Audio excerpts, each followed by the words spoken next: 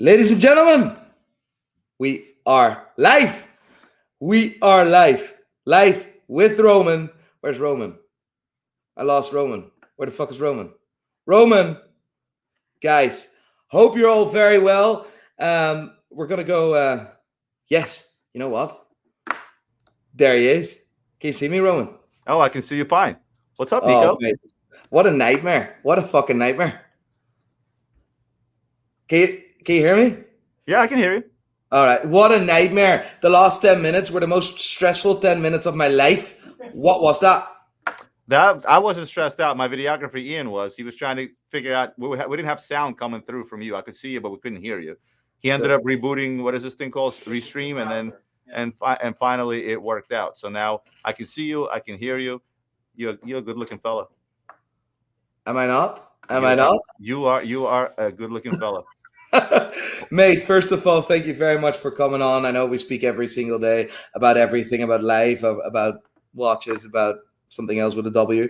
But we'll not talk about that right now. Thank you very much for coming on. One second, I need to do the audio away here. 1 second, stay with me. We've never done a live stream like this before. No, but we talk FaceTime every day, so honestly, I don't see a big difference. With the exception, there might be a couple of 100,000 people watching, but that doesn't bother me. Does it bother you? No, it doesn't bother me. It actually makes me very proud. Joshua Gerard, let's go, let's go. Roman, how are you doing? How is life? Talk to me. I am absolutely wonderful. I'm just here in the United States and being cool like I am, just chilling. A bit busy. Even though, summer months tend to be slow, we're still staying very busy. I just tried something new prior to this. I tried to do a live Facebook sale. I brought about 50 pieces and I sold them live on our Facebook page, and it seemed to have worked out. My salespeople, the phones are ringing. I can hear them from the background. It's doing well. Just something to make up for the slowness of summer. And we are looking forward to something big come September, but I'll let you announce that yourself. When can we announce that? I think we can announce it whenever you want. The big news. Big news. Or not this live. News. I'm talking about live. No, like not the big news. Not the not the big news. The smaller news. The September 8th. Yeah. No, I just wanted to say because I was nearly there, ready to fucking. No. We can't talk about that yet, but we're going to talk about September 18th and 19th. We got to talk about that. All right, 100% right, guys. The big news is. Shall we say it? Yeah. Gotta say it. And it's not news because you've mentioned it already, you dick. Kind of. But now we have a bigger crowd. Listen, and your followers tend to be more from that area than mine, so I think it's a good thing to. I think it's a good thing to mention. Right now, I'll say it, ladies and gentlemen. Roman has officially declared his love for me. We'll be married within 6 months. We'll be married within 6 months. Oh my God, Roman is pregnant as well. I have my wait, and I already picked out my wedding watch, Nico. You ready for this, guys? Yeah. Show me a proper fuck you watch, boy. I picked out my official wedding watch. What did you? I'm gonna have Ian switch the cameras. No, I will put. Fuck you! Just. Fuck you. Sorry, I just kicked Roman off because it's unacceptable. No, listen, I can't have that shit. If you put that shit on a stream, I will immediately evaporate.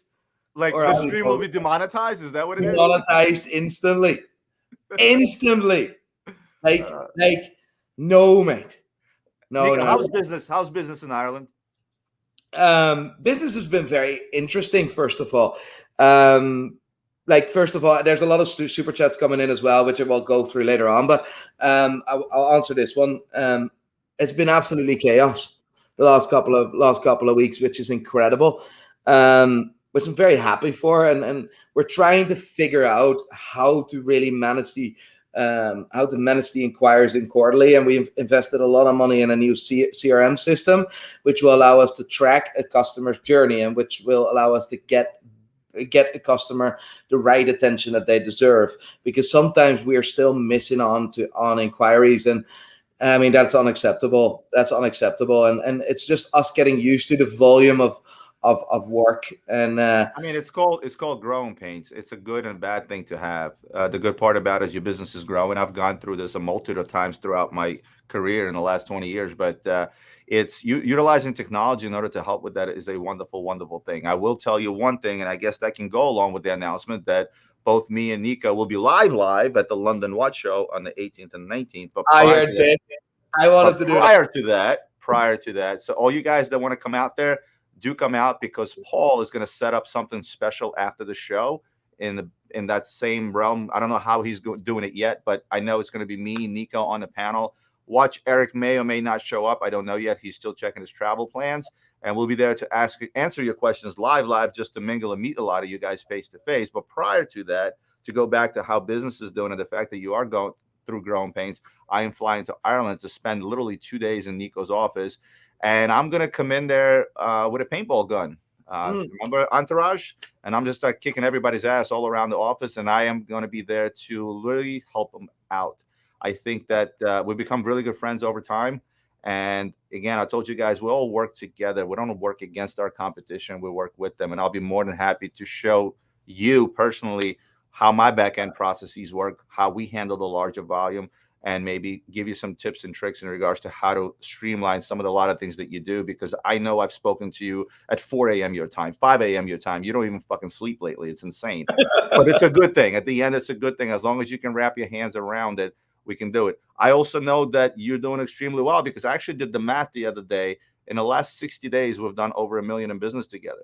So that alone tells me that you're doing good. And I hope you continue doing good. Just take the slowness of the summer, the little slowdown of the summer. It will get worse, or better, I should say, in September. Just I'll be there to try to help you out any way I can. But at the same token, going the software around to streamline your processes is the proper way to do it. So you're on the right track for sure. I really, really appreciate those words, Roman. And we've talked about this many times. I am so extremely grateful that I can do what I love every single day, and talking about watches and selling watches and being involved in the industry and making an impact on the industry every single day. If it's not with YouTube, it is directly with clients. Today, I was very proud to sell an Olympic watch to a proper Olympian who was in Tokyo, and stuff like that. That makes me super, super proud. And like the fact that I'm even in that situation is absolutely bonkers.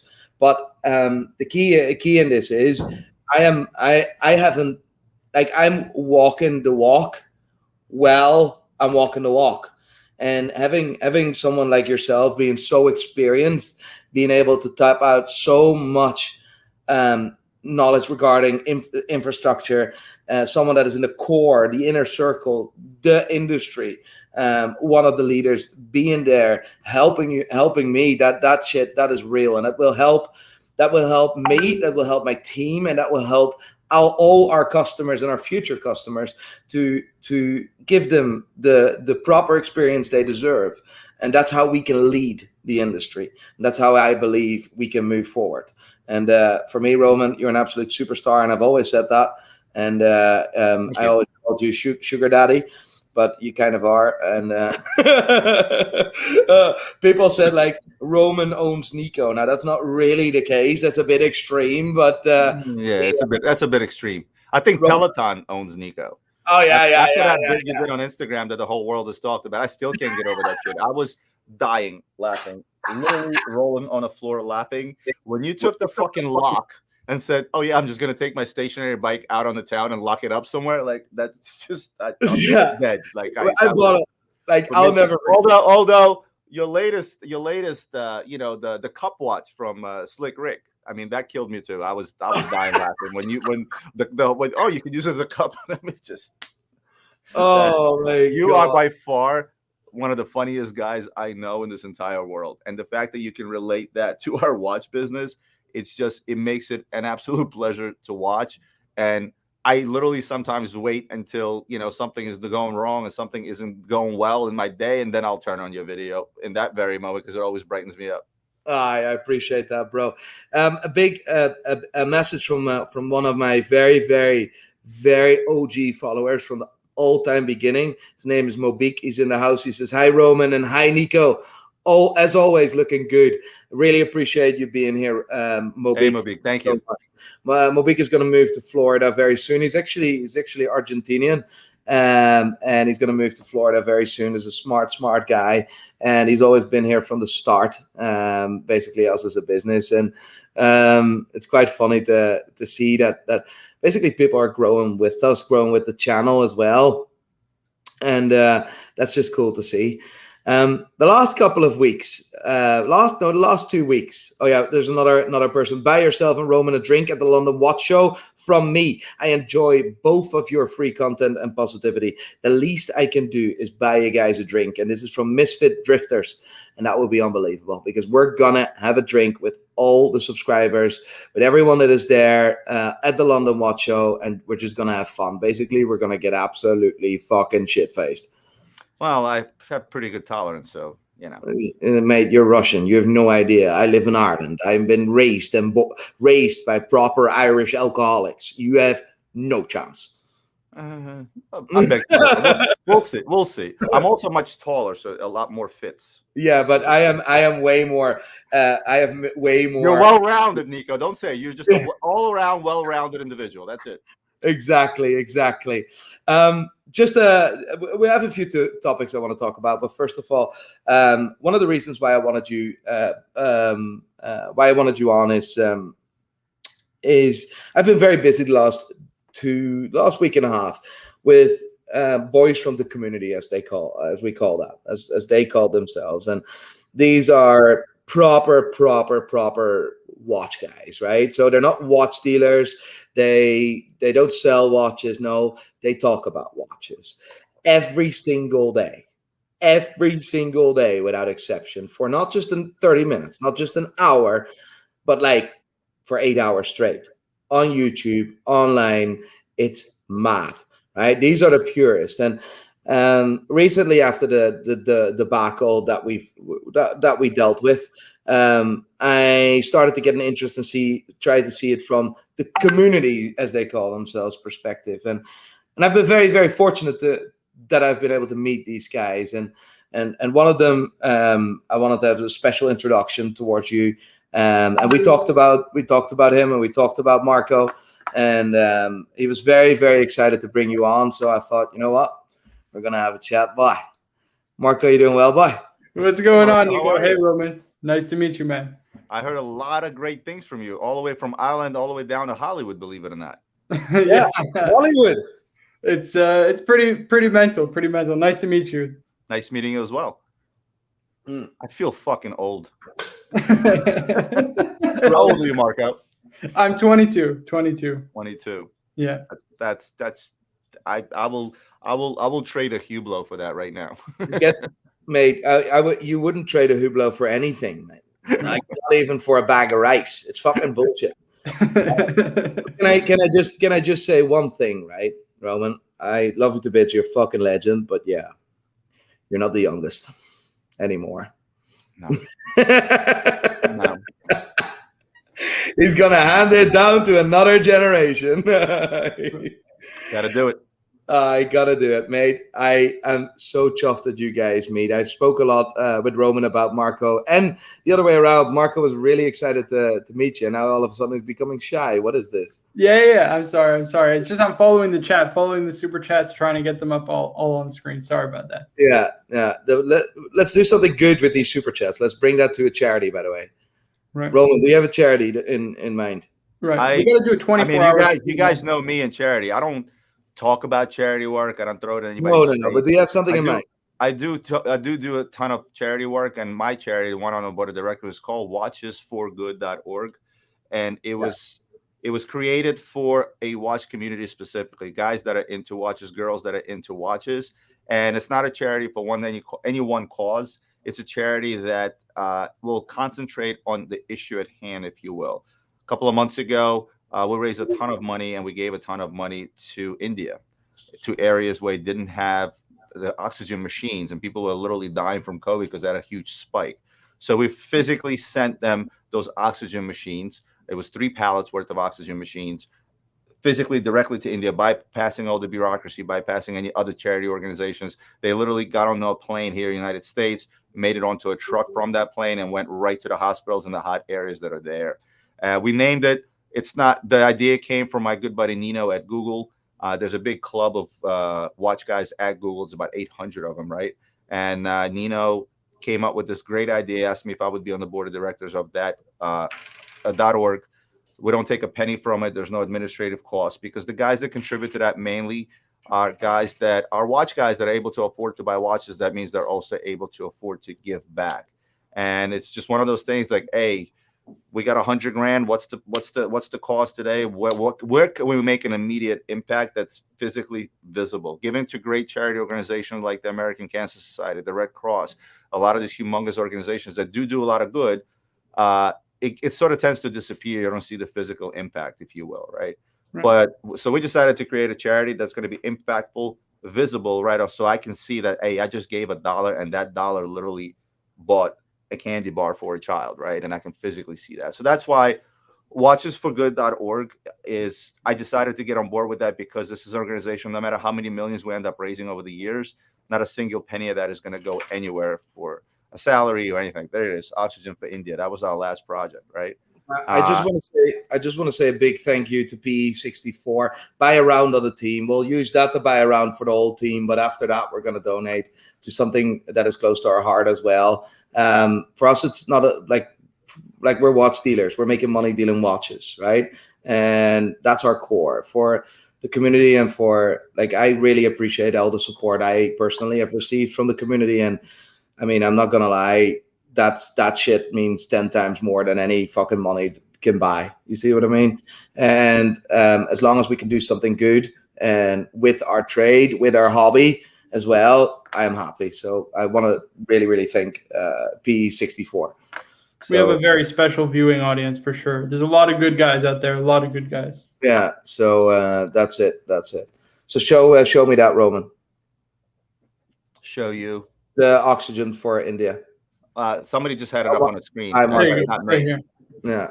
If you go to the team, so this is the, if you see the video there, those are the actual concentrators that are making it off the truck. Like, you can actually physically see it left the United States a week later. The pallets came through and they went directly to the hospitals, and they went to, there was another video that was put out by the Minister of Health of that. India is broken up into a lot of states, if you will, right? So the state that went to, that Minister of Health of that region where the concentrators went to, he literally stated, and again, I had to have somebody translate it. He literally stated that what we sent saved 150 lives. Literally said it, and it's like I get goosebumps when I talk about this, because this is what I was talking about. To have a charity organization that has a direct effect that's visible is very, very important. It's sort of like instant gratification, if you will. And the minister, I don't know if Nino put that video up there, but because it's not in English, but the minister literally thanked all the sponsors. That's Nino up there, by the way. Nino literally sent me this video, and it says, in that language, you can hear all the sponsors that helped out. And one of the sponsors was Watches for Good. And in that same speech, he said that we were responsible for physically saving 150 lives. This is 150 people that wouldn't have made it if that stuff wasn't there. So again, I get goosebumps as I talk about this. It's just great to see a direct effect. And if you scroll down to the bottom, you should be able to find me there somewhere. A lot of Google guys on there. Oh, there's Roman Sharf. So with that said, it's a great organization.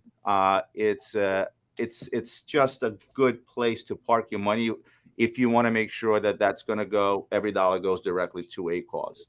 All right. That is unreal. And we do that with our hobby, but also our trade. Yeah. Right. You see what I mean? Roman, what has been going on in Luxury Bazaar recently? So went over to the Miami trade show, which is the slowest trade show of the year. July show is the slowest trade show of the year. Still managed to sell just under $1 million at that trade show. And went out, did some buying. So overall, in a matter of a day and a half, I ended up doing about $1 million, a little over $1 million in business, which is wonderful considering how slow things are in July. Yeah. What we're preparing for is that hike, which is end of August going into September. As we all know, retail business has gone up tremendously due to COVID.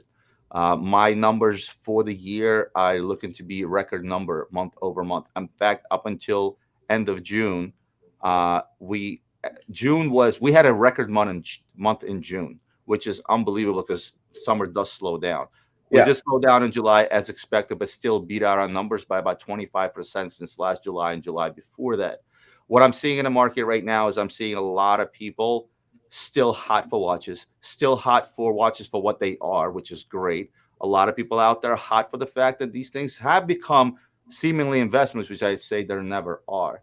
But the Rolex market is hot as ever. We can even skip Rolex out because Rolex is up here and everything else is kind of down here. What I am seeing a trend on, which I'm very happy about, is complicated Pateks, or I should say Pateks outside of Nautilus and Aquanaut, right? Yes. 5905 Rs, probably great selling watches. 5905 Ps, 5205s. Your annual calendar, some of the older ones, even the 5035, some of the really, really older ones, all the way out to the 5146s, right? Annual calendars, dressier Pateks, that stuff is starting to come back. Highly complicated Pateks. Been a lot of demand for highly complicated Pateks. Again, some of the older ones, 5970s, right? They've climbed up in value by 30-40% because right now people are looking at their collections. They're saying, well, shit, I just got this Richard Mille. I paid 100 grand for it 3-4 years ago. Today, this thing is worth 350. And I'm finding a lot of people saying, you know what?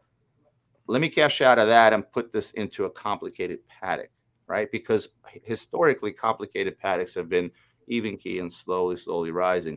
Good example, a 5102G Celestial, the older one, not the 6102, right?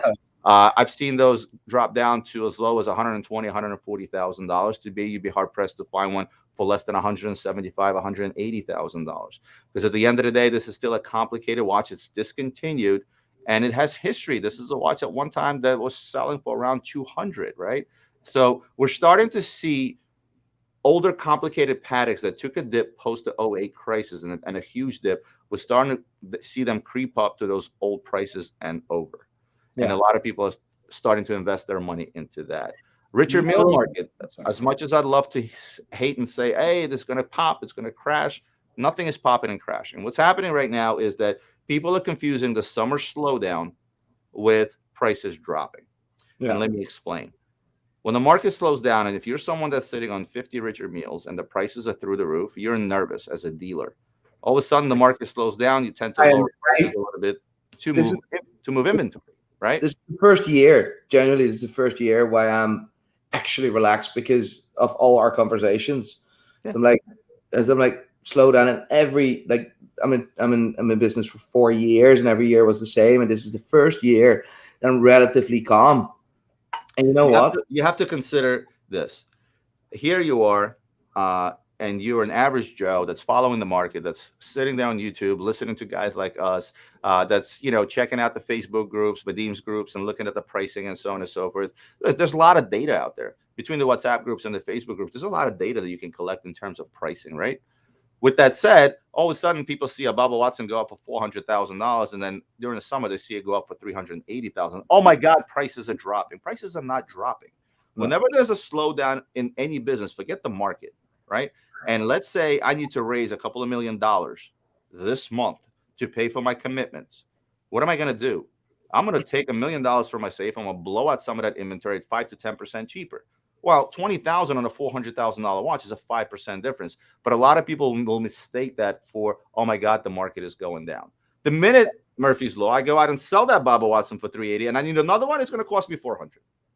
Right? Yeah, that's not. The market is slowing down due to its natural state of being in the summer market.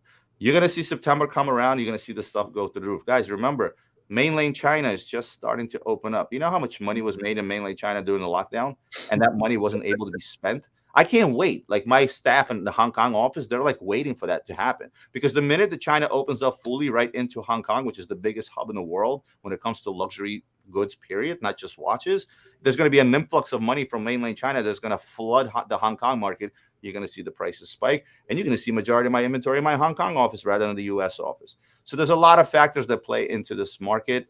Yes, we all know economies are cyclical and stuff goes up and down, right? We all know that based on what it looks like now with our wonderful president printing money left and right, that inflation is inevitable. But inflation is always inevitable every so often if you look at the history of economy. So yes, inflation will happen. People will pull out of the market. Stock market will go down a bit. They'll park their money in government bonds to cover themselves for the cost of inflation, and it'll be a little bit stagnant. It'll go down a little bit. So there'll be some corrections, if you will. But at the end of the day, if you're holding on to something rare, and let me flex. Can I flex a little bit on You this? can flex as much as you want. Can we switch to this camera? So as long as you're holding on to stuff like this, this is a one of one Grand Comp, perpetual calendar, split second chronograph, automatic minute repeater, right? How much? It's one watch that was made in the world. As long as you're holding on to products such as these, as long as you hold on to, a elongate triple split, right? There's none of them out on the market. I know 3 in the market. I own one. Watchbox owns the other 3, right? And then last but not least, as long as you go after quote unquote these commodities that are rare, here's a hold on. Can I do a helicopter sound effect? Ready? As long as you hold on to stuff like this and you continue picking up pieces that nobody in the world has, limited edition, 25 pieces, blah, blah, blah, blah, blah. No correction out there in the market is going to stop the value from going down. As long as these pieces are in the right hands. And by right hands, I mean those that can afford to hold on to them and not panic and have to dump them once the market hits. Remember the 3700. That's where the market stays stable. Now, the minute there's some sort of a panic in the market and the stock market goes down and demand goes down, you're going to see a short-term panic. It happened in 2008, but it recovered 6 to 9 months later rather quickly on the right kind of pieces. We also saw it at the beginning of COVID, right? 2 months in the beginning of COVID, same thing, right? Prices all of a sudden went down because people started panicking. Oh my God, what will it be? But we know what happened? It weeds out the playing field. The same thing happened in 2008. In 2008, when the market was super, super hot or heading into 2008, you had all of a sudden everybody was a watch dealer. My next door neighbor was a watch dealer, and he's a roofer, right? He thought he could flip a Rolex over. I'm like, what do you know about Rolexes? How many private clients that call me said, I want to sell you this and I want to sell you that in the hot market? And I would offer them $500 less, and they wouldn't understand the fact that I have to make money on this still. They would hold on to the stuff. No, it keeps going up. And then when the crisis hit, 6 months later, they're calling me and they're selling me the stuff at a 30% loss. People that have no business being in this business, flippers, run by guys, new guys that don't know what they're doing, that's what's going to cause the market to get hurt should there be a downturn in the very, very beginning. But at the end of the day, these things do hold price over time. And if you're doing your business properly, if you know what a value is and which pieces, you'll be perfectly fine. Yeah, and let me ask, because you did mention kind of people getting into more complicated watches. Do you see it as a natural progression of people like kind of changing their taste over time? Because obviously a lot of people entered the watch market in the recent kind of boom, right? Since what I like to consider the kind of Paul Newman auction is really when the market took off to the craziness that we have today. Do you think it's like a natural appreciation of people kind of changing their taste and appreciating kind of more complicated watches, or is there another factor for it? I think that you're getting into a situation where people tend to even get bored sometimes, like with anything else, right? Like my personal passion and hobby is antique guns, right? I have guns dating back to the 1600s. Don't show one, please, for once. Right. Yeah, we can't. We'll get cut off again. So I collect antique guns, and it's really, really a passion of mine. And I go through stages, right? Recently, I was into Civil War carbines, right? I have over 150 different Civil War carbines. But then I got on a bolt action rifle kick, right? For one reason or the other. We're not going to get into guns. This is not what this channel is about. But I think trends, it's a lot of it is trends, right? People tend to follow suit. And now more than ever, there's this thing called social media that we all are on that tends to bias people. I mean, let's face it, by me wearing a particular watch can bias a collector out there. Just say, okay, well, Roman is wearing that watch. I kind of like that, right? But even if you take the bias out of it, where a lot of people are very, very biased, you're going to see people simply get bored on one thing and wanting to move on to another, right? For most people, an expensive watch is a once-in-a-lifetime buy. But the people that are followers of this channel, the people that are passionate about watches, they want to change things around sometimes. And oftentimes, they will love their Rolex Daytona with all their heart and all their might until they finally realize, you know what? I don't have a dressy watch. I haven't had a dressy watch. What's the value out there? And they'll look to places like Patek and Jaeger and things of that nature. Also, I think it's driven by what you mentioned, auction results. People look at auction results and they tend to go that route. But last but not least, don't forget it's also driven by guys that can control a market, right? Yes, I have a question about that because what do you think of Watchbox is doing? I'm talking about what they've done previously. I know what they're doing. I don't have Yeah, to. FB Journe and now H Moser. So, What do you think? go back to FB Journe, right? If you have fuck you money, right, you can control a market. If you, as much as we think that, look, there's a $600 billion industry and there's so much out there and blah, blah, blah, blah, blah, it's a really, really small market to control, especially if you break it into bits and pieces. And by bits and pieces, you can break it into a brand, even a specific line within the brand. So FB Journe producing 2,200 watches a year, 2,100 watches a year, if you will.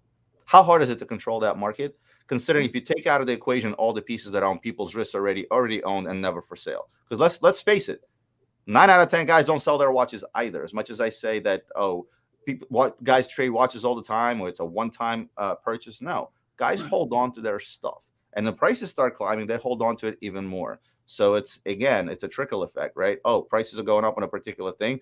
Clients are seeing them. The ones that have them, they're not selling them because they keep going up. Supply and demand is terrible. Only 2,000 pieces made. So how hard is it to take $10 million and to control a brand like FB Journe?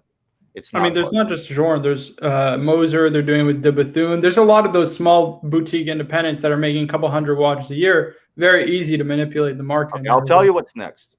So on FB Journe side, I can honestly say I had a little bit to do with that. And when I say a little bit, it's because again, my pockets are not that. Marco wants to hear Ming. Marco wants to hear Ming, but Ming is Minging. So with FB Journe, I had a tiny bit to do with it because I had an unwritten pact with the guys that whatever Journes I have, I sold to them, right? I've done business with them for 20 years. Danny Godberg, godfather to me in the industry. I've mentioned it many times. He believed in me when no one else did, when people were afraid of, selling stuff online, watches, etc. The next guy item up a bit is Longa, or you guys pronounce it probably more properly than me because I just call him Langy or Long. But yeah, either or, it doesn't matter. Yeah, so I call them Longies. So the next thing is Longa, and I mentioned this stuff previously. I'll go through the spiel again real quick. Big badass Richmond group, right? They're looking around and saying, "Oh my God, look what Francois did." Francois from AP killed it. He said, "I'm going the boutique route. I'm cutting off dealers. I'm cutting production. I'm doing all those things, and I'm going to start selling out of my own boutiques." And everybody laughed at him because they said, "You're going to get murdered by the gray market dealers. You're going to get murdered by the authorized dealers that are discount." Nope. He cut production. He stuffed most of the good hot stuff into his boutique. And so many years later, what's happening? Name me a Royal Loco and offshore that sells for under list today. It doesn't. There's lines in his boutique. People are waiting years to receive certain pieces. And he's got plenty of pieces that sell damn near triple list, right? Great. Then we have Big Bad Richmond Group, and they're looking now at Audemars. Then they're looking at Richard Mille. Holy shit. What's going on with Richard Mille? It's the same thing.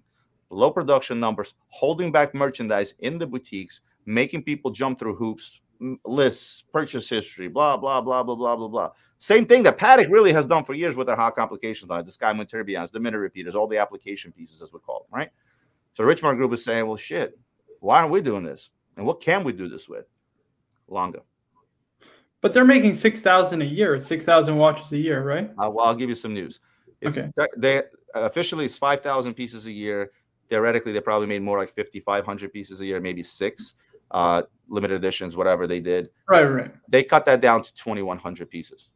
Well, that's because of COVID. Is it because of COVID, or because now they're just cutting? Well, you can, guys. COVID is the #1 excuse for anything. Yeah, it's the best excuse. If I gotta run out to the bathroom right now and stop this live feed, I'm gonna say, "Sorry, guys, COVID. I'll be back in 5 minutes," and everybody will buy it, right? So what I'm saying to you is, they cut their production down. They cut dealer discount by far, right? Almost making it sometimes not worth it for dealers to carry this stuff. A lot of boutique stuff, right? Odysseus is what started it all. Right. And now application or approval list or purchase history list, if you will. Like I can't go into a Longue boutique right now and pay pool pop for, let's say, a particular Zeitwerk. I have to have history with the brand. So who jumped on a bandwagon with this? My friends at Watchbox and myself included. I have 50 plus Longues in my safe sitting downstairs right now. I am buying up all the old discontinued Longues as I can. And take this as advice, whoever is watching. Old discontinued Longues, I don't care which one it is, buy it. The dogs. It's the dogs that tend to go through the roof. And what I mean by dogs, I mean those watches that didn't sell well to begin with.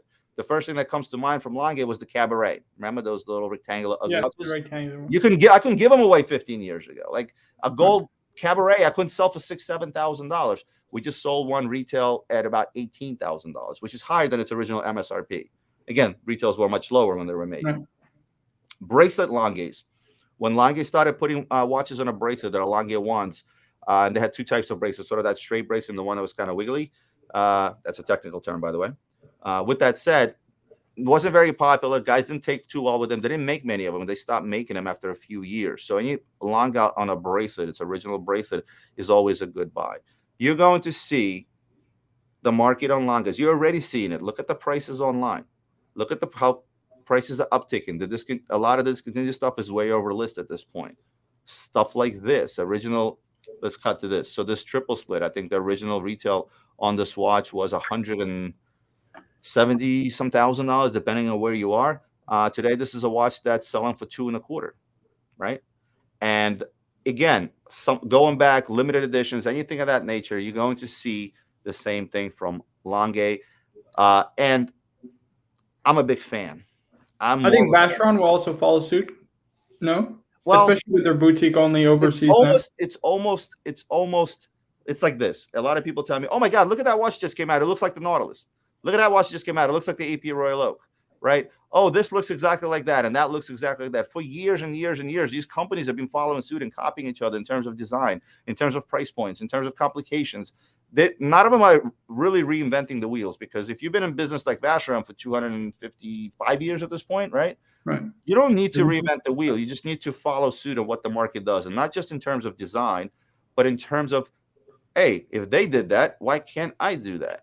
And eventually, I think what's going to happen is you're going to see a pool of watches shrink among these major brands that already made a name for themselves, and you're going to see that same type of ordeal where MSRP price will no longer be a thing. It's not a thing in cars already. Like right now, there's such a low demand on cars. You go into a dealership and it says, "Oh, price for this car is $100,000, but the market price is $130. MSRP is $100, market price $130 because of the low supply." And as long as every manufacturer, be it Vacheron, be it anybody else out there, does the same exact thing, except for Hublot, they will achieve the same thing so long as they keep providing a quality product and they market it properly. Because look, if you take Gerard Perregaux today and you cut their production down to 20%, they're not going to magically become popular.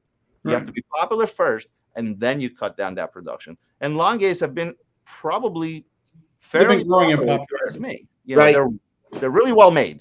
I mean, as far as I'm concerned, they're the best made watches out there today from a major manufacturer.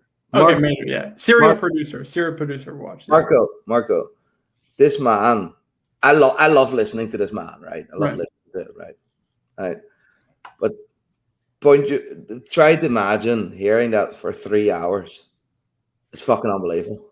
Yeah, I mean, listen, he's got a wealth of knowledge. Better to soak it up than not, right? Exactly. Listen, I have a wee guest here, like a wee one, like a small one. Right? I mean, we.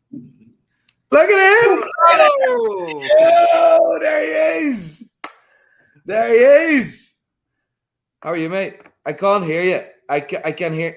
Did you mute your mic? What's up? I had muted my my mic, man. How you guys doing? I'm doing well, brother. I'm doing well. How are you? Oh, nice. I see everybody set up in the super studio, except for me and Marco. Right. You're sitting on a toilet, or what's the story?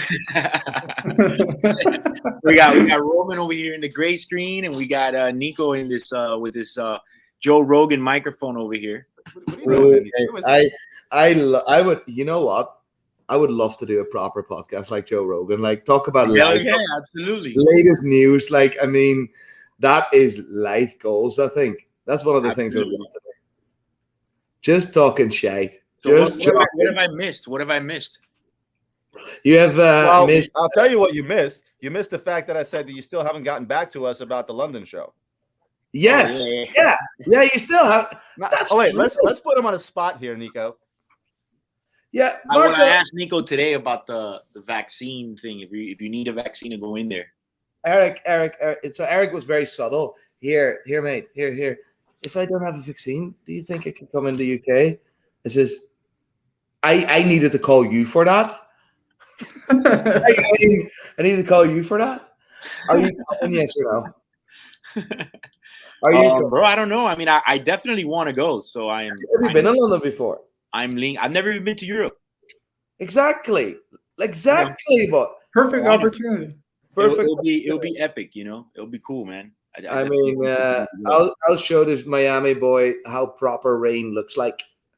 Proper rain. Yeah. Why the rain is the weather's so not going to be up to better the over standards. there. It's September, mate. It's gonna be fucking dreadful. Oh, Eric, man. here's my itinerary. I fly out the 15th at night. I land in Dublin. That's right. First, I land in Dublin. Nico is going to pick me up. I'm going to sleep in a car for an hour. We're going to go to Belfast. I'm going to spend 2 days there. Then Nico said he's chartering a private plane to take us to London. It's a 20-minute flight. It's probably going to be one of those crank-up planes. You know what I'm talking about? With the double wings and shit. Like the planes they used to crop the fields and stuff. If But I go, I want to go to Ireland too. Might as well. so it's 2 days. It's 2 days in Ireland. It's a 4-day trip, so it won't take away much from business. But it's 2 days. We fly at night. 2 days in Ireland with Nico and his crew. We fly that evening. The following morning, the show is the 18th and the 19th. I think on the 18th, Paul is planning an event, like a proper get-together, if you will, for people to talk to us live and just really have drinks and have fun. Second day of the show, I fly out the following morning. I'm back in the office at 10:30 a.m. No, I want to go. Like, I'm definitely in. It's not really like something that much I have to think about or anything. Like, shit, why not? I think Eric, I want you to come. I want you to join. I would really appreciate that. And it will be good to have the boys together. And we have a lot to discuss anyway. And the fact that I can't go to the States because the borders are closed for people from the UK and Europe didn't make You're lying, Nico. Last time you went through immigration, they said you must be this tall to ride this ride. All right, so stop it. Hey, what channel is this live on? This is on the main channel. On Nico Leonard. We got 1,500 people watching us. We made it on the channel.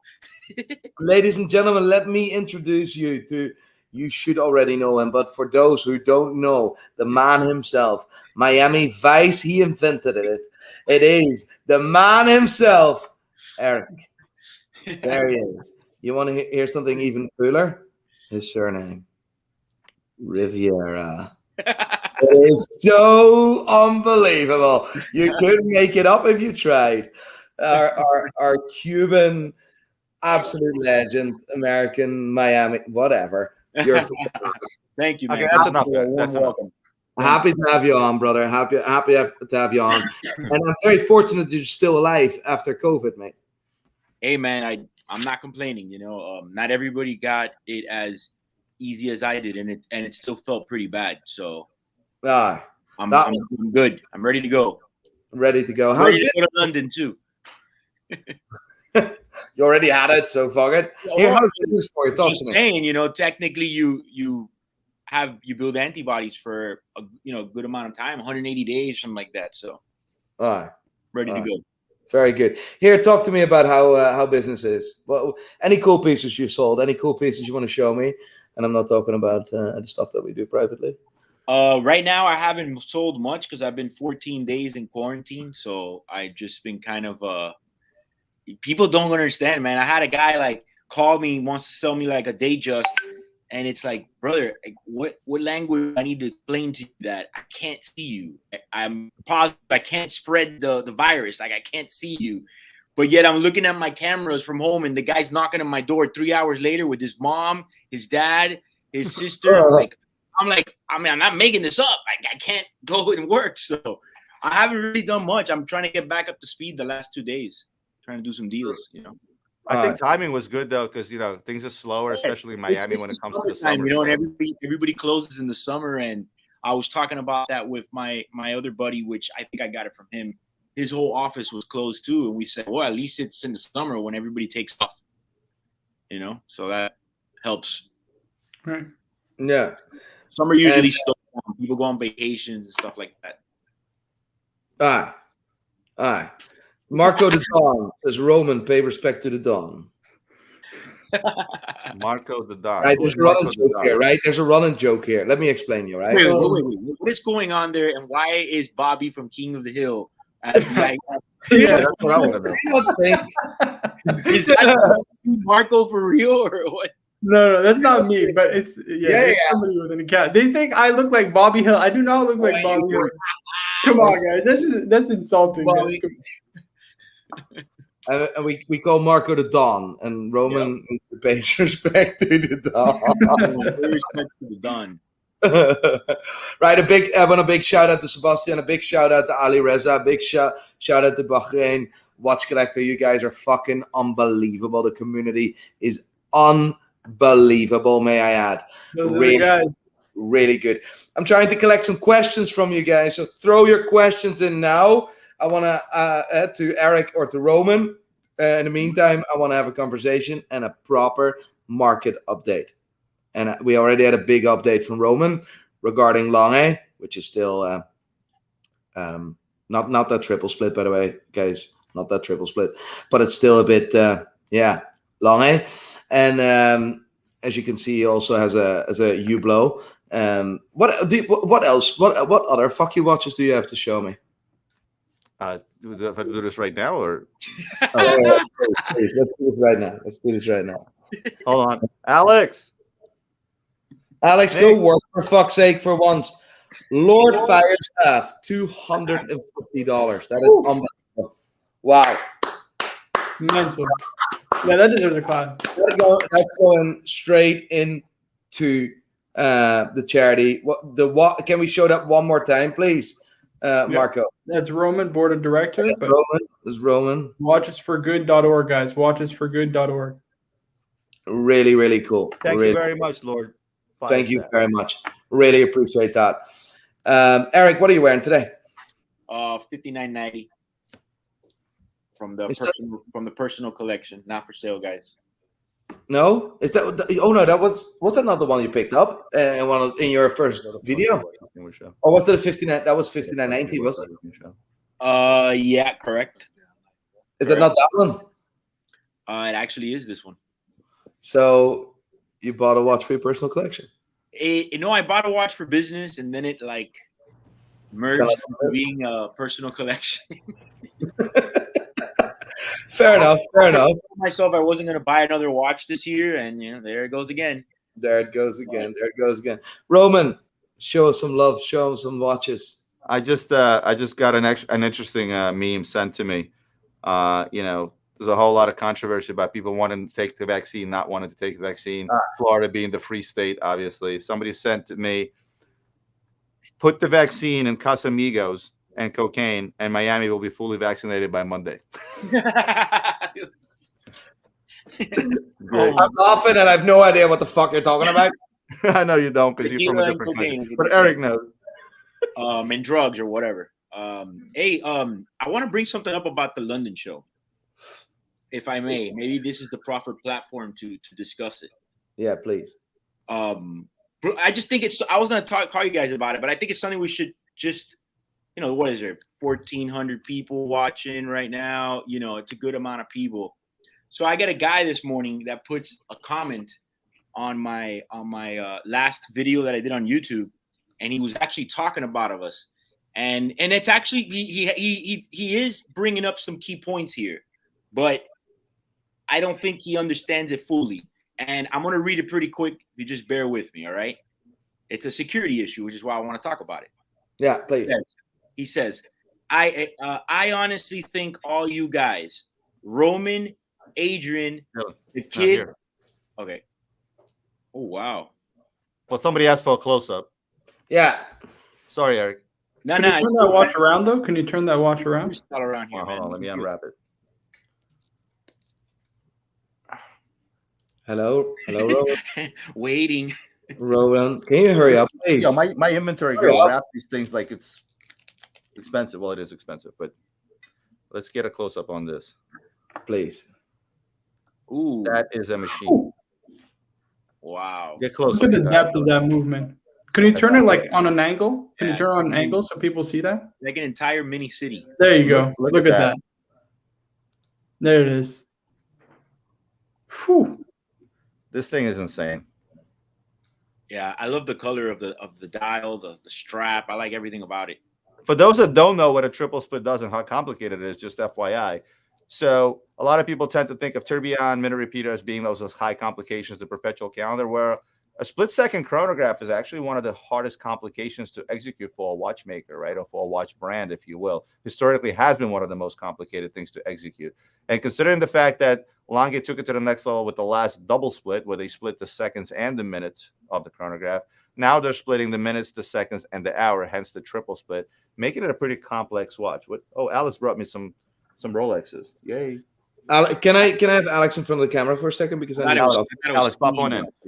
Hold on, let me bring in my younger associate. Here we go. All right. Alex. Yes. Alex, a very important client. Fucking stupid. Oh, I'm sorry. Alex, go ahead. Alex, a very important client for me, right? Yeah. And a true center of the community, right? His name is Ali Reza, right? Yeah. I've asked you to do one thing for me, right? And you failed. And I just want to say this on camera. What do you do? I asked you to get me that Polaris. And what did you do? Every chat. I turned What over did you every do? rock. Which watch? What did you do? You You wanted didn't. You didn't get me. Neither a very important client for me. A Polaris. I had to do it all alone. What Polaris? Is it a Jaeger Polaris, AP Polaris? Yeah, GLC Polaris. GLC Polaris. The GLC. Which one? I made a few. The blue one. The blue one. You don't even know which watch it is. I do know which watch it is. No, I was talking to Nico. We have one in stock. So disappointed. You broke my heart. Yeah, we have two in stock. So Oh my God, Alex. That is unacceptable. This is not true. This is not true. Alex, This is not Alex, true. that's This is not true. We do unacceptable. not have one in stock. Alex, Nico, text it to me. I'll find you the watch and I'll take it away from his commissions. no worries, no I worries. went on every chat possible. I texted my grandma for the watch. She didn't even have it. I have been chasing about this watch for the last 4 days. I got it sorted Can we now. put that watch on a screen? What? Can you show me the damn thing? Yes, yes. We're Let me. I'm talking to you. The wee kid is now scared to fucking show up ever again. No, he's here. I just wanted to sit. You know, I'm old. Well, listen to me. Check this out. What I'm telling you guys is important. You got to hear me out on this right now. Forget this Polaris watch. Just trust me on this. 9. All right, look. Let's put Eric back on the screen. Listen to me. Look what this is what somebody wrote to me today. And if somebody wrote this to me, this means that more people think like that. This is what he wrote. I honestly think that all you guys, Roman, Adrian, and me, it's saying me, are crazy. People plan armed robberies and risk everything that comes with them. Security, police shootouts, blah, blah, blah. He says, you guys carry, millions of dollars in your Louis Vuitton backpacks. It says, and you show everybody on YouTube. It's not as if it's hard to find you guys, as you're always telling people where you are going. I'm going to say this, and then I'm going to make a quick statement. It says it's only a matter of time till it happens. For instance, I'm from the UK, and watch street robberies are everyday thing over here now. Those guys watch these watch channels. So if I was them, I know Roman is coming to London in September. They know he will have his backpack on as usual. So they just hang around outside the show on their scooters. Chances are Roman will be at the show at some point with Nico, because we know Roman is sending him a load of watches for a show. He puts in parentheses, see what I'm saying? And he puts in, they'll just roll up with a knife and pretty much mug you guys for millions of dollars. You guys are stupid or crazy. This is what I want to say. Number one, I don't roll around with millions of dollars of watches in my backpack. If we were going to go to the show, we would send it Malcolm in. If you guys want to go rob a Brinks truck or a full armored carrier, that's on you guys. Good luck. Yes, if you guys saw on my last day in the life, I went to go see a client with a backpack with 3 watches. Somebody wants to come and rob me, then this is the way I see it. I drove to the airport armed to the teeth. I got inside of the airport, obviously with no gun. Somebody wants to rob me in an airport that's completely secured past TSA. That's on them. I landed at an airport and got picked up by a friend of mine that's also a client. Once I got in the car, the watches are his. So I don't know what is it that people are scheming or plotting, but I tell you what, we are not going to show up to London with a backpack full of watches, like if it's all good. I'm not even going to take more than a damn steel sub or something. So I'm wearing a Casio. I wanted to make that statement because I people really think that it's not like that at all. I mean, I've mentioned it numerous times that look, I carry a backpack. Yes, if you want to snatch my backpack, you'll get my iPad, okay, and a couple of porn magazines. Other than that, that's all you're stealing, right? Some of those porn magazines are collectible, There you go. right? But at the end of the day, we'll all use armored services. We're not stupid. This is not our Yeah. first day. Absolutely. We don't go around looking over our shoulders, and the reason for that is because we have nothing to lose because we don't carry merchandise. I've shipped merchandise back and forth. I will never take a chance over a package that may cost me a couple of $100s, right? Correct. And we're not going to do this on this YouTube channel. Last time I did this, it went bad. But I am also armed to the teeth. Yeah. The reason that I brought this up, Roman, is because this morning I thought about it, right? And I thought about it, and I said, look, people see you in your gray market show, right? And you're at one of the IWJG shows, and they see your merchandise. And then they see you, they really think that you brought all that and put it in a book bag. I mean, I was there the other day with you when you looked at Adrian, you said, hey, do you want to get the hell out of here? Tell Brinks to pick everything up and let's go. Like, Here's the thing. I'll tell you this. Like anybody that wants to come to IWJG show and take every single watch that I bring, if you can fit it inside my backpack, you can have it. Yeah. Absolutely. Like we take nothing but security is like a number one thing in our business. We don't just go around. The second that I thought about going to London, the first thing I said to myself was, I don't go to places that's not where I'm from, and I take a really nice watch. I just don't do it. It's just I'm not from there. I don't know what to tell you. Nico, I think he's saying that a Casio is not a nice watch. Eric, you are. What is that TV show where you're like you're the weakest link?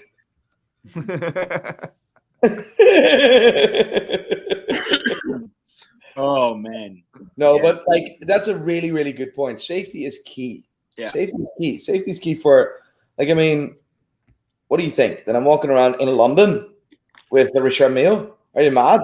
No. Right. Are you absolutely mad? Yeah. Yeah. I mean, it's really sad at the same time, though, Nico. It's really, really sad. You have a lot of guys out there that spend their hard-earned money on these expensive pieces. And due to the fact that, it's so front and center, it's in every rap video and it's in every social media post and so on and so forth, those watches become recognizable. 10 years ago, I could walk around with a $700,000 Richard Mille on my wrist and nobody would even know. But that's the type of exposure that we get out there with social media, with the watches being front and center like that. And it's really sad sometimes, which is why you see a lot of Europeans wearing low-key watches, right? You see a lot of Europeans wearing low-key watches that are vintage, that do cost $200,000-$300,000, but nobody would ever know. Speaking of which, of course, I have to bring up an example. Dylan? So what seems like a watch that's somewhat recognizable. It's a vintage Daytona, but this one happens to be a Conjar, so it takes the price from $60,000 to $250,000. But a regular Joe would not know that, right? So a lot of people tend to start wearing these low-key vintagey pieces. Oh, here's another very low-key one, by the way. Let me show you. This is super low-key. This will not get your wrist cut off in London at all, right here. No, not at all. No, no, but I see that it hurts a lot to say, hey, I just bought myself an expensive watch and I want to really enjoy it and I really want to wear it, but I happen to be in an area that's notorious for robberies. And I think you put that on the law enforcement, and I think you come up with a process where the punishment for a grab or snatch, right? Snatching or watch somebody's wrist should be a lot harsher, if you will, based on the value, right? If you're snatching somebody's watch that's over $100,000, if that carries a jail sentence, that will reduce the amount of robberies that take place. And I think it's up to the law enforcement to really make a collector feel warm and fuzzy inside to say, listen, I'm going out on the town. I'm going to put on my Richard Mille and I don't have to worry about somebody, cutting it off with my hand. And it really, really sucks. And I think it hurts us as watch viewers, and it hurts the watch collectors just the same. Somebody had put on the comments right now, he had said, people will target you now just because you're saying you're unrobbable. Listen, anybody can get robbed at any moment. What I'm trying to say is that the perception that we are walking around with backpacks full of all this merchandise is just not true. We've been doing this for a while. I mean, we take measures to prevent a situation like that. Has it happened? Yeah, man. Unfortunately, I've seen things where people go to one of these shows and then they take the minute 1 second off of their sight of their bag or whatever, and the guy did happen to have all his merchandise and it's gone. I learned from those mistakes. When I read that, I go, holy shit, that ain't gonna be me. So we do things different, and I wanted to just state that. It's like they say, they call insurance. Chris Rock called insurance in case shit happens, right? And we do everything in our power to ensure that in case shit happens, we are covered. First and foremost, our livelihood, our merchandise. I will spend an additional $2,000-$3,000 any given time just to have something taken from point A to point B, be fully insured and secured, rather than it being in my possession. And you know what I'm going to do? I'm going to buy one of those clear backpacks. You know the clear backpack you go through security with, so you guys can see what's in my backpack. I have a special guest here. Check it out. I have a very special guest here. This is my middle daughter, Gia. Say hello to Nico, Eric, and Marco. Hey. She stopped by to buy some sunglasses. Apparently, her dad bought a closeout of Ray-Ban sunglasses, so she had to stop by right away. Go. Okay, bye-bye now. Awesome. Anyway, so that's what life is about. If you got to talk about security, believe me, I have a lot more to lose than an expensive watch. I have a family. I have 3 children, and at the end of the day, we're never going to be greedy. We're going to take all the necessary precautions in order to make sure that we're safe. And if somebody wants to rob us at gunpoint, like I said, take my backpack with my iPad in it. You know, definitely not worth it. So. Watch my Netflix for free. I don't know. Yeah, man. Hey, so listen, to change the topic, if I go to Ireland, what are we gonna do? We're gonna see your place, or your we're gonna meet the dog. What's going on? You know, the dogs are actually here behind me in the studio. Funny enough, we're gonna fly some helicopters, do some mad shit. But first and foremost, we're gonna make each other better. Yes, you will fly helicopters, Roman. We're gonna make each other better, right? And that's key. Yeah. Right. What can we do better? Where can we add value? That's the question. What do we need to do better? What do I need to do better? Any tips, right? How can we grow? How can we grow as a collective? Because here's the biggest benefit to that, Eric. And I don't know if you saw the part where me and Nico talked about, the growing pains that he's going through, and to utilize some of my experience to help him with some back office processes, just to see his operation, show you how mine is running, and to help him out. One of the things that I should also mention very, very much is just because, I've been in this game for a little bit, right? And Eric, you just started out on your own right before COVID. Nico is a fairly new business. It doesn't mean that by us being in the room, the 3 of us being in the same room, that I won't learn just as much, because I'm the first person to recognize younger talent, right? Because people that are coming into the business, at a much later stage, they bring with them something that I never had. So I very, very much look to the younger population, if you will. Again, we're all not that old or young for that matter, but at the same token, I know that I can take away a lot from Nico. I know I can take away a lot from you. And you're not technically not you. You've been in the industry for 10 years. So, but at the same token, as a new business owner and Nico being new to the game, I think it's that when you feed off of each other, right, you're gonna walk away with something very useful for your own business to implement. And now you have a friend that can help you implement it and not have to reinvent the wheel. And that's really what it's about. Like, I'm going to be talking to Nico about Reddit. I don't know shit about Reddit, but apparently that stuff works wonders. Yeah. His Reddit, millions of people watch his Reddits, and I don't do shit with Reddit, and neither do you. So again, there's a lot of things that we can take away from each other. I think it will be very beneficial if you go to Ireland with me first, and then we go to. I mean, if I'm gonna cross the pond, like they say, I want to do the whole thing. I want to go check out Nico's place, and let's do the whole thing, man. It'll be epic. Yeah, get some footage too. I mean, the fans. I think we talked them into it, Nico. Listen, I'm going. Like, I didn't say I never said I was not gonna go. I asked one question: do I need to get the vaccine to go over there? No, Eric. You know what?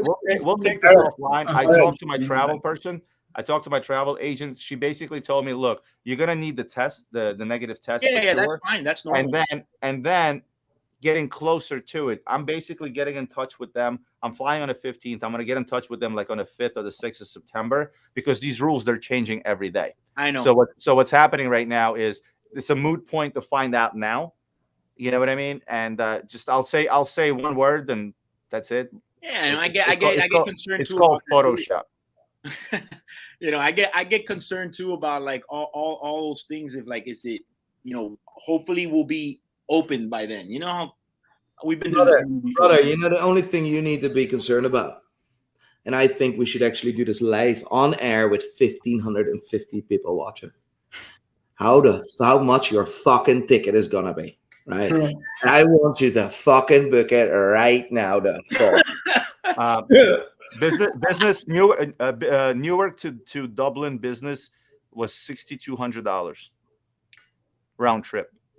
But with points, you get it at half price. Exactly.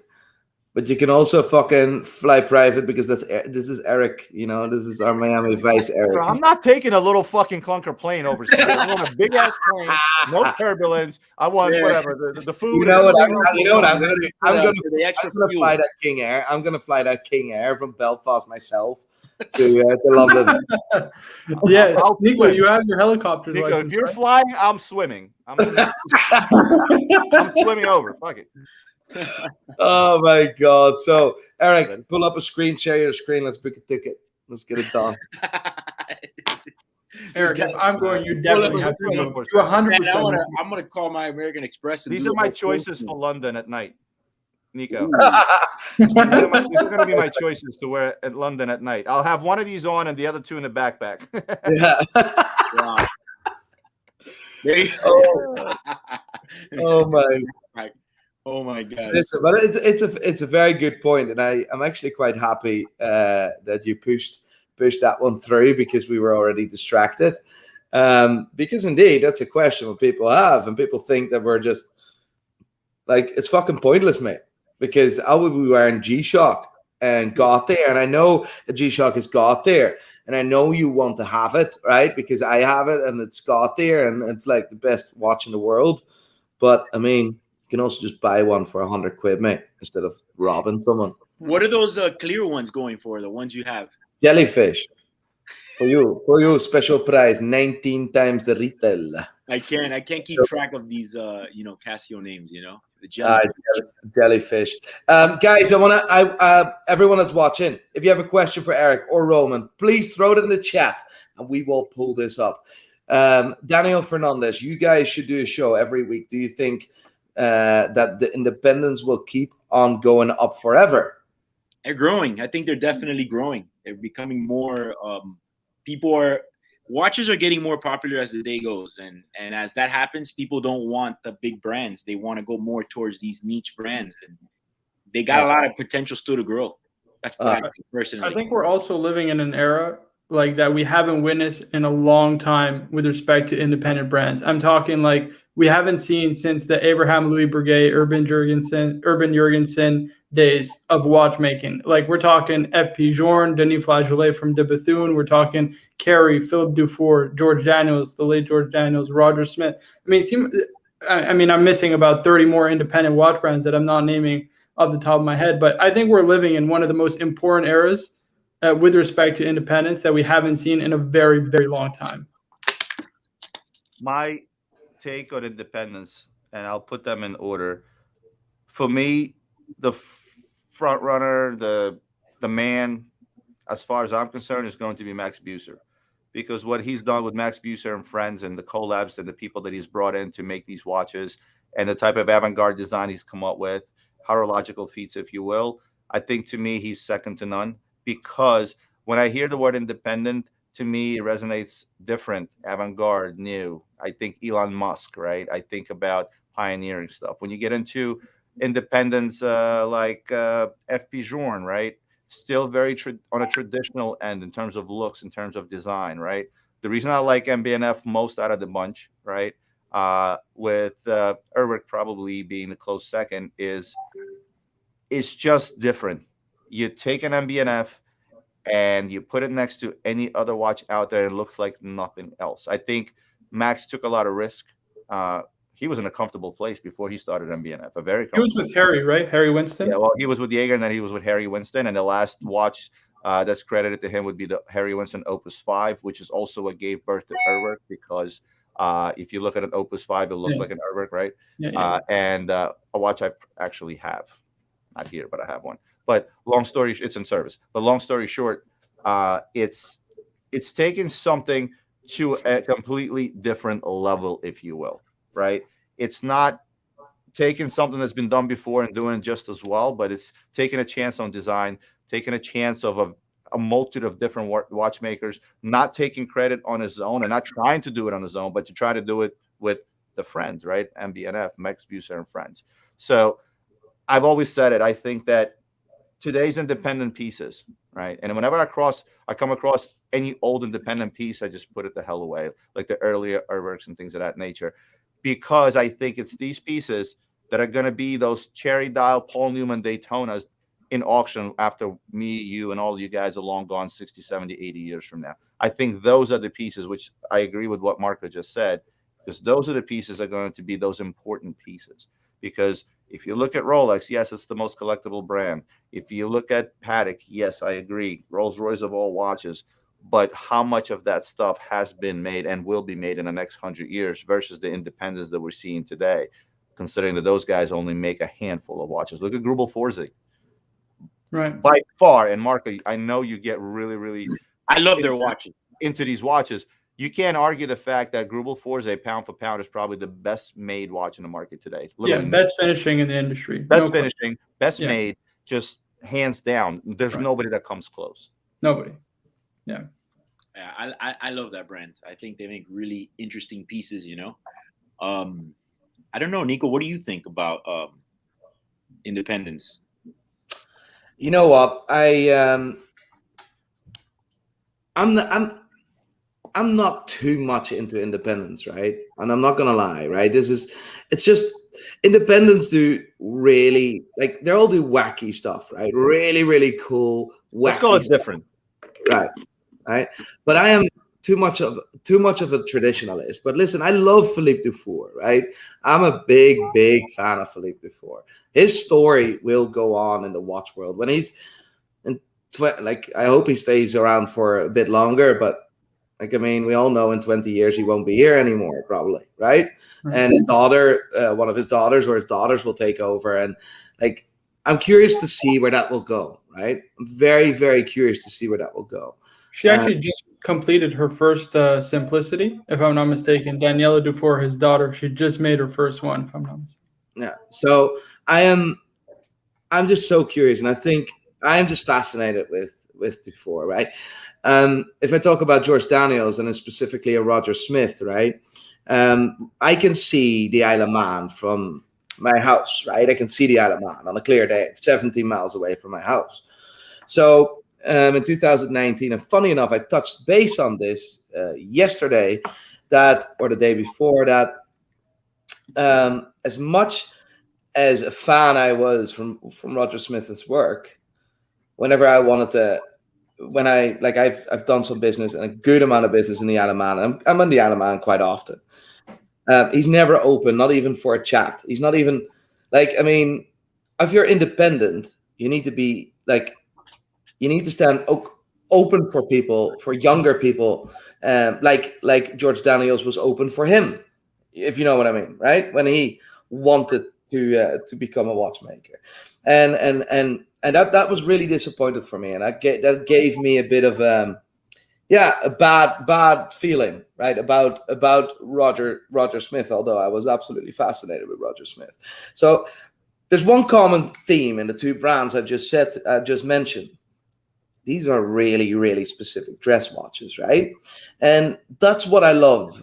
If an independent makes something so complicated, but makes it look so simple. That's what I think is fascinating. And I have so much respect for MBNF. And listen, their machines are mad, are absolute mad, right? I wouldn't wear it if you paid me, but they're mad, right? They're really complicated machines. But you know, that happens to me a lot with the independents. I like them. I really like them. The MBNFs. You know, the Grubel Forces. I like them, but I just can't seem to pull the trigger on one. No. Wow. Me neither. I like them, man. I just haven't been able to pull the trigger on them. I don't know. We're talking about serious money, right? We're talking about absolutely ridiculous money. Yeah. Let me see, because I think Roman is going for a shade, which is fine. As I put him on the background, and whenever he pops up, we pop him back in. It's insane money, right? Insane money. And yes, Roman. Yes, I see. Hello. We go for Shay. Oh, Yeah. that's a Lippe, right? It's a Lippe crop. Is that MBNF? That's an MBNF desk clock, right? Yeah. Yeah, that's baller shit right there. But they do it with what's that brand called? I forget. It's Lippe or something like that. You're right. Like Yeah. luckily you can't wear that. I would have that on my desk. What do you mean? It is a desk clock. Like, see what I mean? Let's see it. Let's see can't wear it. it. The Dutch man can get the reference. Ready? Flav is the sun. Right. You put it on a Cuban link. No. Put it on a Cuban link. There you go. Eric, we got to get a Cuban link and we'll put it around our necks, you know? Listen, man, I've been asking Eric about a Cuban link for Yes, it's true. for, Put him on the hot seat. kind of like 18 years, and I still don't have a fucking Cuban link. I don't know if you can get Well, it. I gotta go and hand deliver it to you over there in Exactly. If there's no fucking Cuban link coming in September. So what's up? Questions? Anybody got other questions? Any questions? Let's pull up some questions. And then one more. I got to show you one more. How simple is that? I like that watch. Is that a I Vanta pointed it Black out to you. Moser? It's a Vanta Black Moser. Yes. Yeah, Venta Black. I like that. Whew. But Very legible as well. Like if I wear this in London, I don't think anybody would know that this is an expensive watch. All right. it's true. Right. I got a question from Derek. What do you think about all the watch subscription companies selling micro brands like Watch Gang, Timepiece, Monthly? Do you think it helps the community or shy people away from going for their proper god tier watches? What do you think? I think it's good. I think it look, man, there's people that don't like watches at all. Period. Not the Casios, not the most expensive stuff, zero. So anything that just gets any young person or old person or anybody into watches, it's a gateway. You know, maybe they'll never move on past those micro brands, or maybe that's all they needed to kind of start getting the juices going in their head and wanting to have a next grill watch. So I think anything that promotes watches is good. Even when you see those like really, really tacky, cheap brand watches, you know, we're like watch snobs in a way. So we'll be like, oh, that's the ugliest thing in the world. But when I compare it to a guy, for example, that I know, a friend of mine that will not wear a watch, period. I think I can't think like that. At least this guy likes a watch. Maybe it's not the one I like, but at least he likes wristwatches. You agree or no? I honestly have nothing to add to that. I think you hit the nail on the head. If it brings people to love watches, starting with a $20 watch or a $100 watch, it doesn't matter how much your watch is. You buy what you like first and foremost within the means of what you can afford. Yep. And if it takes an individual to sign up for one of these clubs to initially get himself a cheaper watch or a really cheap watch, but he puts it on his wrist and says, hey, I have a watch on and I love it. Gotta start somewhere, man. That's it. That's your future client, because we all know it's a slippery slope. I have a counter question for you. Right?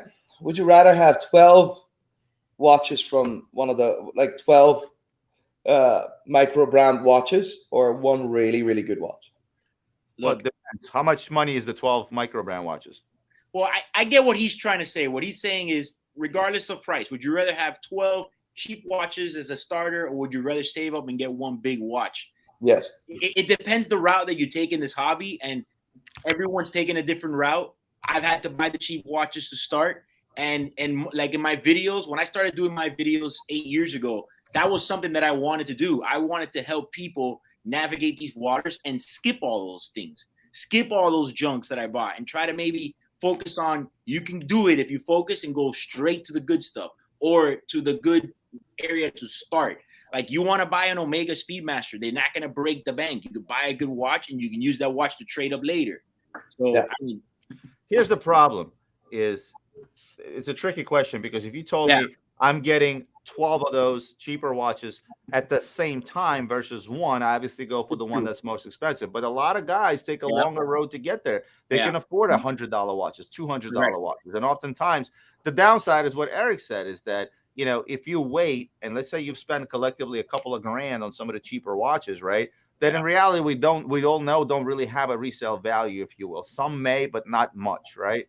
Or you hold off and you go and buy that Omega that in the very least, you know, it has some resale value in the future. When you go to trade up, that's your trade-off there.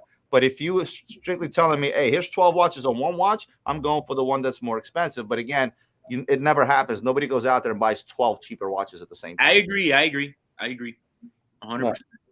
You know, Good point. Good point. Not a question, Tariq. Against our advice, we had a conversation about this recently. I bought a 56. There's a Vacheron Constantin. What do you think of the 56? The Vacheron Constantin. I'm gonna let Marco answer that one. Non-Geneva seal with a Cartier caliber. I'm not a fan, guys. Can we pull it up, Marco? That was rough. Pull it up. Show it to the world. That was rough. He went straight to the jugular on that one. I'm sorry. I got to be honest. You know, I got to be. Listen, it's a nice looking watch. I think it's young, sporty looking, but they kind of cheaped out. This is not. I love Vacheron, but I can't support them on this. Yeah, I mean it's a good looking watch, but if you're saying the movement is It's no. You know, it all depends as well what you're paying for the watch. Like if you're buying it at a price, which means that you can get out of it fairly cheap or even without losing any money, I think it's good. If this is your last watch, Price, you could watch. Yeah, like this is not. But you know what? I'm gonna make a comment, and I feel that it's kind of like contradicting to what I've always said as well. But I've always tried to say, make your next watch an investment, your next watch purchase. But I feel like this whole mindset nowadays of the investment has like killed the essence, a little bit of that excitement of the hobby, man. I mean, I used to buy watches just because I liked them. That's it. I used to dream about it. I used to love them. I used to get obsessed with them. And, now it's like everything has to be an investment. I mean, look, I think that if you bought that VC 56 and you love it and it makes you feel awesome inside, forget about it, bro. Just fucking wear it, That's rough. Come on, Roman. That's rough. Let's be nice. Come on. You just spent his harder money. Listen, sorry, I couldn't help it. Tariq, at the end of the day, it's your watch. Wear it with pride and enjoy. You know what I mean? Exactly. I agree. You buy what you like first and foremost. It doesn't matter if we like it, if we don't like it. Here's the thing: is that some guys are big design guys, some guys are big nuts and bolts guys, right? Some guys want both. Some guys want history. There's so many things that an individual looks for in a watch, be it a complication, history, design, look, metal, blah blah blah, size. That it's very tough. That's why when people call me and say, "Listen, I'm looking to spend $10,000 for a watch. What would you recommend?" The first thing I tell them, I said, I recommend you go online and look through a bunch of watches within that price range, about plus minus 10, 20%, and tell me what you like. Then I'll make a suggestion because I'm going to be biased. There's certain, I like AP. It's my number one brand. There's guys that won't be caught dead wearing an offshore, right? So it's a question of taste. That's why I always say buy what you like, I got a trade offer today, and I would like your opinion. As you may know, I have the Rose Gold Oyster Flex, right? With a chocolate dial, lovely watch, right? So someone offered me the Carbon Audemars Piguet Royal Oak Offshore, the Carbon, right? I don't know the Carbon Audemars Piguet Royal Oak Offshore, right? The Carbon case. What would you do? Which one? Well, which one? Yeah, I got lost. I have the Rolex. I have the Daytona. No, which Carbon Offshore? Yeah, let me pull. If Marco can pull something up. Yep. Then wait, you have a Daytona. Which one? Yeah, the one got the Rolex Oyster Flex Rose. Yeah, 116518, right? Okay, all right. Chocolate dial, right? No bother. Chocolate dial, lovely watch, right? He offered you a 44 offshore Carbon. Yes. And that again. How much money on top? Yeah, that's what I'm saying. Exactly. How much money on top, right? So how much money shall I ask? I mean, do you want the AP offshore? I don't know. I have one. I mean, I love it. I haven't worn it in a while, but I love the watch. I'll tell you the pluses to that watch. Yeah. The fact that it has a ceramic bezel is a huge plus. One of my favorite watches from IP was the first all carbon Timalingi limited edition, right? Yeah. And it basically, it was light. It was comfortable. You barely felt the watch on the wrist. It had the size, but it got beat to shit like this because the bezel itself was also carbon. This carbon case is a lot harder to mess up because it's protected. It's protected from the time with the ceramic bezel. It's protected on the other side from the button pushers and the chrono and the chrono Yeah. pushers as well as the crown, right? Nobody really can mess up their watch on this end of you just don't hit your watch this way ever, right? So it's very well protected. But you just literally brought up the same point me and Eric were talking about, is you got to buy what you like. And here's the difference. It's really light. It's a really light watch. The difference is, it used to be the difference that, oh, I have on a flashy gold Rolex, everybody pay attention to me. And this seemingly would be more subdued and not attract as much attention. But the problem in today's market is that octagon bezel is so recognizable that it will be just as flashy as the other. Hey, back when the presidentials, the 41s and the 40s were like at 25,000, because that did happen at one time. They used to cost 25. I used to enjoy wearing my carbon 44 because it was like, in the watch game, you got the other guys with their egos at the happy hours. And I would be, in my head, I'd be thinking, I see your gold presidential and I raise you in plastic. So I like that. I like that. I like that essence of that. It was like, damn, like people would be like, I can't believe you paid that much for a watch that's made out of carbon. And I'd be like, that's where I want you, scared and confused. Good. Can I ask you guys a question? A lot of brands are investing more into these alternative materials. You think it's the future, or you think the kind of traditional metals like steel, platinum, and obviously your precious metals, gold, white gold, rose gold, yellow gold, are going to come back more? I had that question on one of my Q&As on YouTube a while back, and my answer was very simple. It's no longer new. I think it's just here to stay, and I think it's at this point the norm. Go back. Well, you're too young, Eric. Go back 10 years. Remember, 15 years. Titanium was still somewhat avant-garde, right? Yeah. It's like, oh, this is a titanium. Yeah, they didn't know how to work with it really. Now titanium is the norm. Carbon was avant-garde.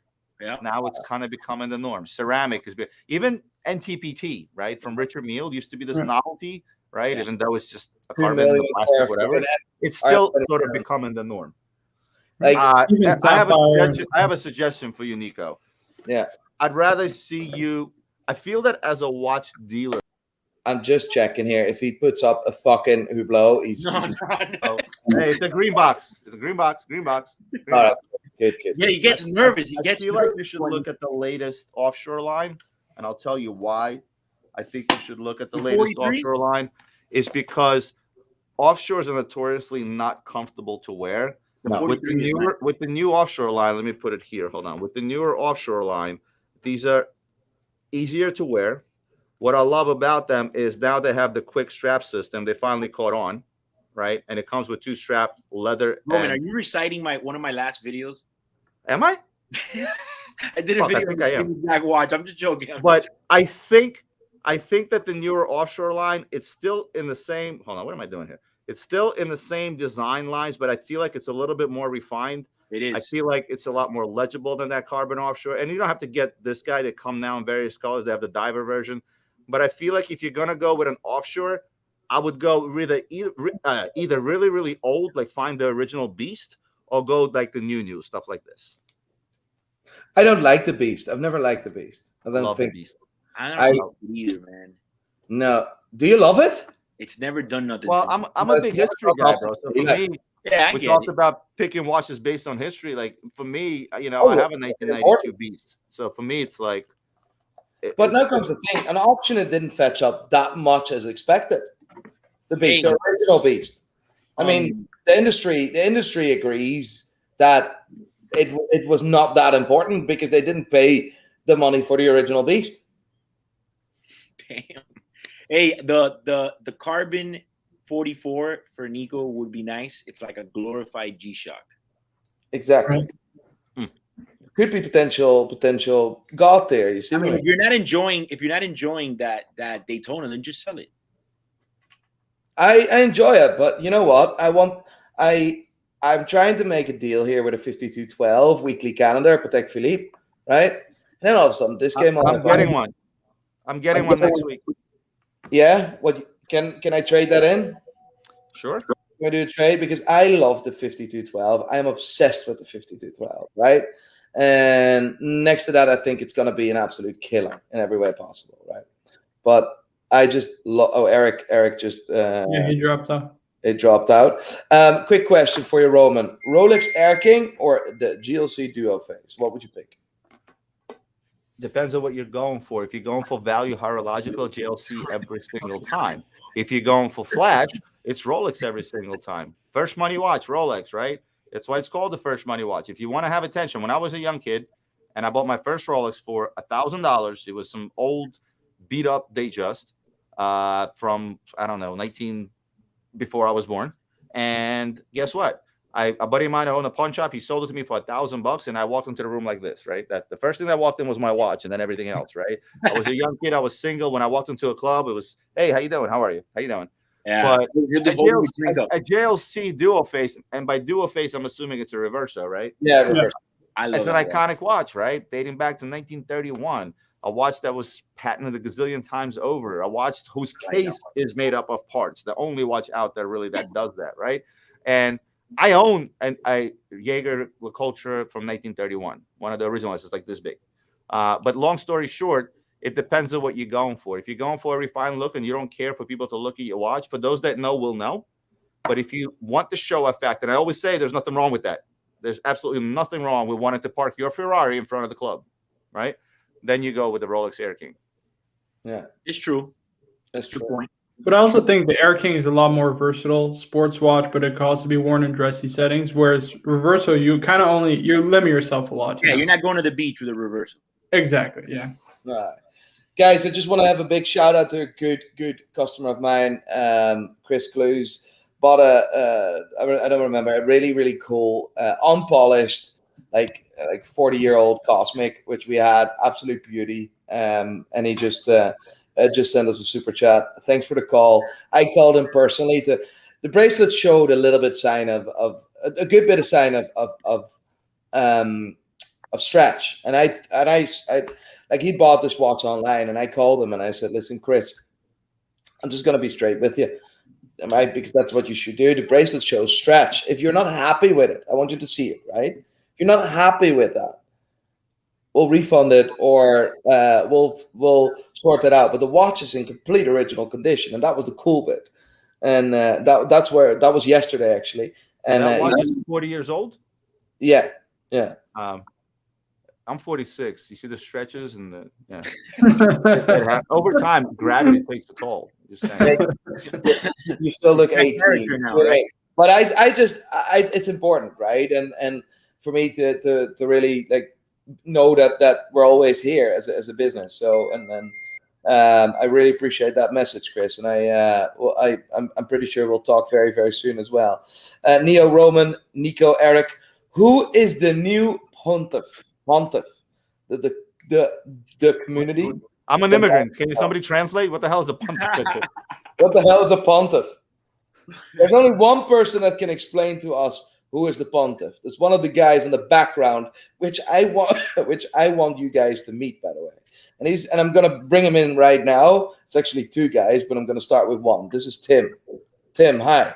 Tim. Hey. I can't hear you, but Unmute. I'm muted. Sorry. There you go. Tim. What's up, guys? Tim. Hey. Tim is the pontiff's biggest fan. Can you explain me what the pontiff is? The pontiff is Archie Luxury. Oh. Today's gonna be the big show. I'm gonna be sacked. So, if you guys... So you're gonna be sacked. How do you know? Good to see you guys. Well, that's the title. Oh, that's the title. Fair play. Ladies and gentlemen, I want you all Привет, Roman.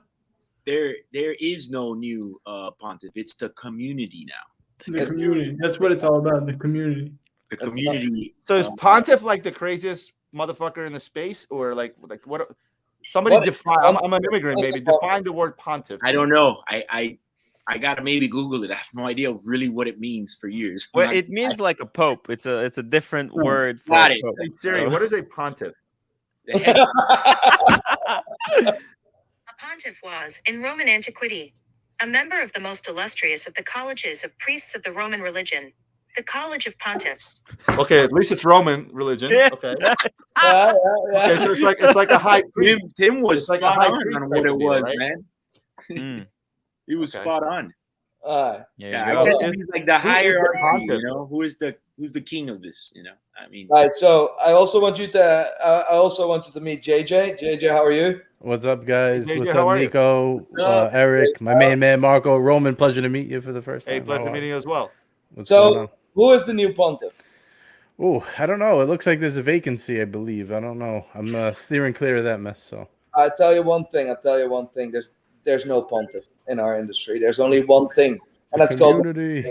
And Eric was absolutely right, ladies and gentlemen. This is JJ. He's helping us on the background. Thank you very much, JJ. I'll Glad to bring help. it up later on. That is, Honestly, as much as I hate to say this, I don't think there's ever going to be an individual yes. that can I beat agree. Archie. He is so unique. There's Yeah. no one like Whether him. it's in a bad way or a good way is irrelevant. Let's take that I off the agree. table right now. But I just can't think of Roman. What do you think about the term? I don't want shit that type of up, pressure on Roman? me, man. I What tell you that do much. you think, Roman?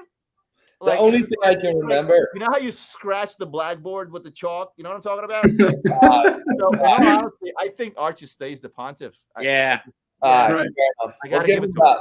We're gonna give him that. He's gonna stay the pontiff.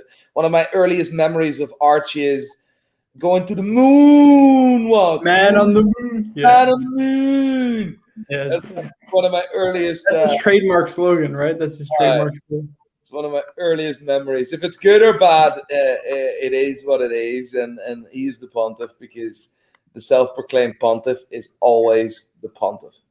There you I would go. like to mention a few statistics. For mine and Eric fans that are watching Nico's channel right now, Nico's very close to that $500,000 subscriber count. So for all you guys that are coming from my channel, please subscribe to his channel because when Nico gets to 500,000 subscribers on YouTube, which should be shortly, it's a win for all of us as far as I'm concerned. Yeah. We'll be truly, honestly happy for him. But me and Eric, I'm a bit close to biased. 100,000 subscribers for Eric's second time around, I mind you. Oh man, This it's is the gonna be second that much channel. sweeter. He's This going to time take too, to man. 100,000 subscribers. Nico has damn near I'm 500,000 subscribers. 18,000 Some of you away. guys jump over to our channels. Let's get us to 100K and let's get Nico to 500K. I'm only 18,000 away, man. I'm like right there, you know. Eric, you know how much I respect I have for you're the only watch guy that ever needed to build up 2 channels to 100,000 subscribers. Thank That you. is a hell of a job, brother. Yeah, it was tough, man, to go from that to just 0, you know. But Yeah. Eric, you know what that means? The community loves you. That's the truth. The community. hey, I love the community, man. There you go. That's what I do it for. That's what I Roy, love the man, community I'm, too, but I would hate to have to do it twice. I'll be honest with you. So my hat is off. Thank you guys. And I want to thank Thanks. everybody out there that supported me, you know, all the support. I really felt it, and that helped me also keep it going, you know. When it happened, I said, you know, they really support me, so let's just keep going. I felt like I had them on my side, you know, so it helped. Mind you, when you came back on and your channel started, I noticed that you opened up a new channel and I called you out and I said, hey, man. come onto my channel. I have a little bit more. At the time, I think I had maybe 30 or 40,000 subscribers. And I'm like, you got to come onto my channel. You didn't say a single bad word about the place that you left. No, we can all guess in this and how it all went down and it all happened. But as a true gentleman, you didn't mention one bad thing about the place you left to go out on your own, which was, I admired that a lot. And I think it's a good quality because you could have talked shit on my channel and your channel. Yeah, You didn't I say mean, one single bad word. I felt like And for that's the people admirable. that were watching, they were dying to like hear more. But for me, it was just about growth. It's time to do it again, and let's kill it this time around. I mean, I'll never forget that day. I was walking down the stairwell right here, and Roman called me and says, "Man, let's fucking do a video together and get your subscribers back." You know, I said, "Let's do it, man. Let's do it." You know? Listen, that's why I think you mentioned earlier, you know, community, no pontiff, one big community, and I think it's a good way to go. Yeah, I agree, man. I agree. Right. You know, I have a few questions from our viewers. First of all, time to feed the doggos. Absolutely, Stuart. Thank you very much. Really appreciate that. That is to the doghouse sanctuary. What is the best first money watch? I remember a dealer once telling me the first time people made some money, they would get a Movado. those were other times. Was that true? I can't remember that. Well, I when I was a kid, Movado was like a good watch in a way. You know, it was a different time back then. I think Movado is cheapened itself. Like I sell a lot of Movados, and some of the current Movados are extremely cheap. Movado used to be, more of a higher end brand, and they sort of didn't make it in that. It's that awkward stage where you're like an expensive brand, but not really, right? You're in that $1,000 to $1,500 range, and you can go either way from there. You can either go up or down, right? A comparable watch today would probably be like a Nomos Glashute, right? Where they're trying to creep up and make their watches a bit more expensive slowly but surely. Whereas Movado sort of took a different route, obviously, when they got bought over and they started manufacturing cheaper stuff, utilizing the name Movado, which is extremely iconic. The museum piece obviously is it when it comes to Movado. It's so recognizable. It's one of probably the most recognizable watches out there, brands per se, right? You can tell a Movado from a mile away the minute you see that dot on the top, right? I used to. I mean, like if I took this Moser right now and I drew a little dot right there, I was 11 years old. I thought it was interesting, and then people that I did a video on the history of Movado. It's actually very, very interesting. And you guys don't have to watch my video, but you can just go to Wikipedia and read about it. It's actually pretty interesting. But Movado was one of those watches that was, at least when I was a young kid, if I saw that on someone's wrist, when I was 15 or 14, I thought that was an expensive watch. But I think over time, it lost its allure because now you can pick a Movado for $100 before. When I was, let's say 10, 11 years old, I used to get a kick out of hearing other people say, how do you read the time on that watch? And in my head, I was like, like they don't know how to read an analog watch. But they couldn't take the fact that it didn't have the markers. And I was like, I used to get a kick out of that as a kid, So that's something Movado always had. That one dot, that's it. It's very big in America, I think, but not very big in this side of the pond. Pontiff. I thought it was funny. I'm sorry. On this side of the Pontiff. He was like, can we stop talking about Movado now, please? Yes. Personally, Jago P. Personally, I'd rather have a Patek Philippe 3700, 3800 over the 5711. The insanity of the market makes it stronger case for vintage collectibles. What do you think? Man, I can't agree with them, man. I'd rather have a 5711. I disagree with that. Well, first of all, you can't put 3700 and 3800 in the same sentence. No, I recently found out, by the way, from my buddy Adam, that back in the day, the gold 3800 was $260 more in retail than the gold jumbo, the 3700, because back then the smaller pieces were more in style, so they sold the smaller one more expensive, which makes no sense. But I've said it numerous times. It's for a true collector, for somebody that likes Nautilus, not just for the fact that it's one of the most hypest pieces out there today, but the fact that this is a Genta masterpiece. This goes back to 73 and the whole to do with it and blah, blah, blah, and I get into history. To get out there and pay $100,000 for a modern produced collectible. I was just saying more like how it looks. I get what you're saying, man. You take a 3700 from afar. Shit, I actually am getting one next week, but I wish I had it here today. But you take a 3700 from afar and a 571100 from afar, you won't be able to tell the difference. Right? I agree. I mean, I agree. But I'm a fan of going back. If you value the 5711 or the Nautilus, I should say, if you value the Nautilus for the hype of it, right? There's nothing wrong with that. Go with the 5711. But if you value the history behind, you were right when you said how that 5711 came up. You were right. You go with the 3700. You were right when you said you can't put the 3700 and the 3800 in the same category. I agree. So 3800 versus 5711. Which one are you getting, Nico? Have you ever worn a 3800 before? Yes. I'm not doing it, man. I'm sorry. Listen. Let me tell you one thing, right? Because I might change. My taste might change later. Hold on. Let me bring in both. Hold on. No, let me say something. Can I say something, right? For me, a 50, you know what the thing is, right? You can't deny MSRP, right? You can't deny that, right? A 5711, although the blue one is off the catalog, it is still a recent MSRP, right? Fair enough, right? So it's actually in sterling, it's a 25 grand watch, which means for 100,000 pounds, right? Fact. A 3700 there's no retail price. That's just the value of the watch. And I think that freedom allows, or that point allows the watch to grow better. And next to that, a 3700 could have been on the wrist of an absolute legend. Yeah, And but I said 3800, not the 37. No, yeah, the 3800. No, I don't. Yeah, I mean the 3700, I could see it. Somebody showed me one at the show the other day when I saw Roman, and I was just like, wow, it looked so cool. Had this dial that was almost a bit damaged and everything. I loved it, but the 3800, sorry, It's too small, Eric. Tell it. yeah, what it is. it's just too small. It's like, what the heck is this? I'm just being honest. I'd rather have a, I don't know. Like I don't feel the way. For example, you take a 36 millimeter Prezi. It's small, but I have a lot of love for that model. The 3800, I'm not crazy about it. Look, That's me though, and I get it. With that said, it still doesn't take away from collectability.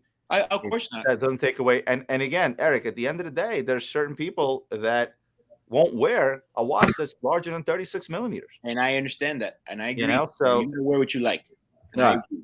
Hey fellas, I'm looking for a Speedmaster, but I don't want the basic Speedy. What's a model that stands out from the rest? Nothing more than $8,000. And Nico, mate, I never got the Casio. Rican, thank you so much, by the way, for coming on and watching here again. Your watch was sent last week, and as you're in the US, it can take a little bit time. Rican, can I just keep a box of them here, Nico, and ship them for you? Like, yeah, let's do that. Like, can you send me like a box? I gave away. You know that I gave away over 1,000 Casios already. That's mad. But Speedy, I think Marco would be a very good one to answer that question. Looking for a Speedy and don't want a basic Speedy. Not more than $8,000. I thought about a different watch, but that was more a different Speedy, and then I saw not more than $8,000. I was like, shit, that's significant. Yeah. So I think it's a little bit more than 8,000, but the one I'd get is this one right here. It's the CK2998. So it's in the first Omega in space case, and it's got almost like an exotic dial Paul Newman type of vibe with pump pushers. I think this is really, really nice. And you get the 1861 caliber. So for the people who are purists, they prefer the 1861 caliber. I think this is the one to get, to be honest. You could buy an aftermarket bracelet, put on a bracelet. It obviously comes on a racing strap originally, but this is the one I would get. Absolutely. Nice. Really, really good answer. Well done, Marco. That's good stuff. Right, a question from Tim here. This is an interesting one, and I would like Roman's view on this. Hey guys, is it possible the Rolex Magic will ever fade in the future? Also, what's everyone's favorite card of all time? Mine is a Lancia Stratus. Ooh, that's gonna be fun. Yeah. So the cars for you, Eric. But yeah, I'm gonna say cars are for Eric. I'll go with the question real quick.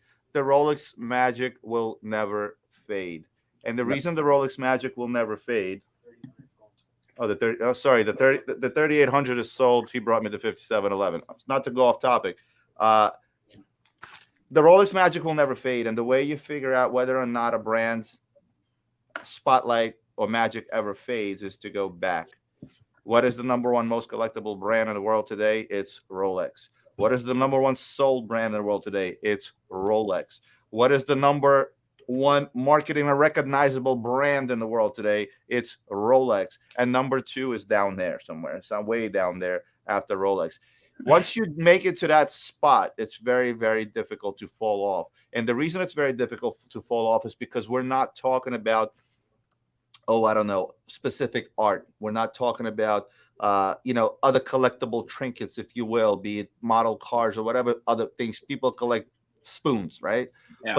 Or Pez cases. But the bottom line is the reason it doesn't fade is because there's a real dollar value behind it, almost like a commodity, right? So if you go back, it is a Rolex is from the 50s, 60s, 70s, all the way up to today.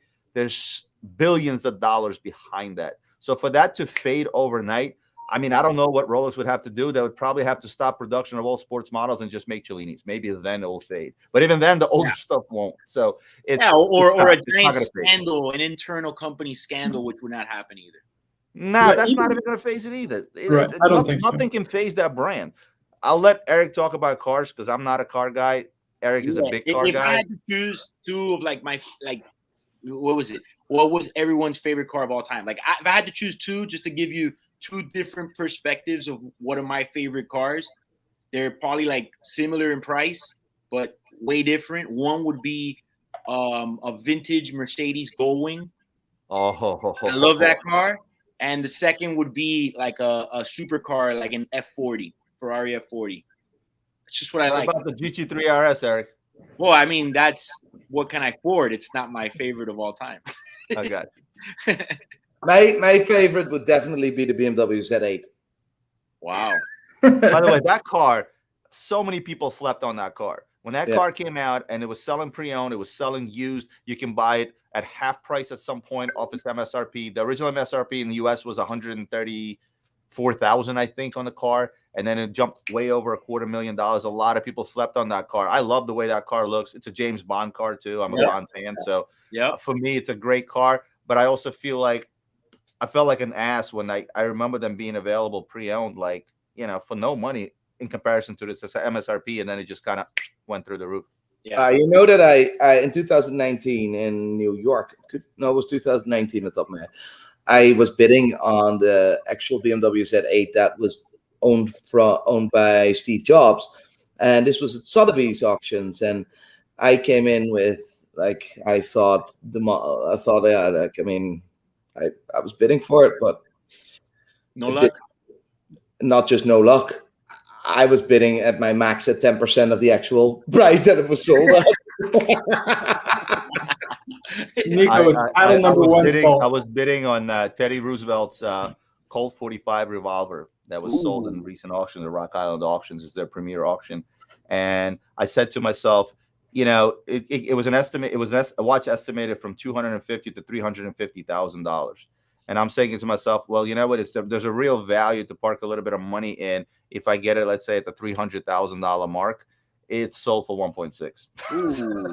Yeah, not to me. You want to hear something funny? I missed out on Pablo Escobar's actual day date. Remember, that was sold for $8,500, and I only had $6,000, and I was bidding on it, and I couldn't go further because I only had $6,000. Then I could have actually owned the actual watch of Pablo Escobar. Do you know how much that watch would be worth today if you put that on auction today?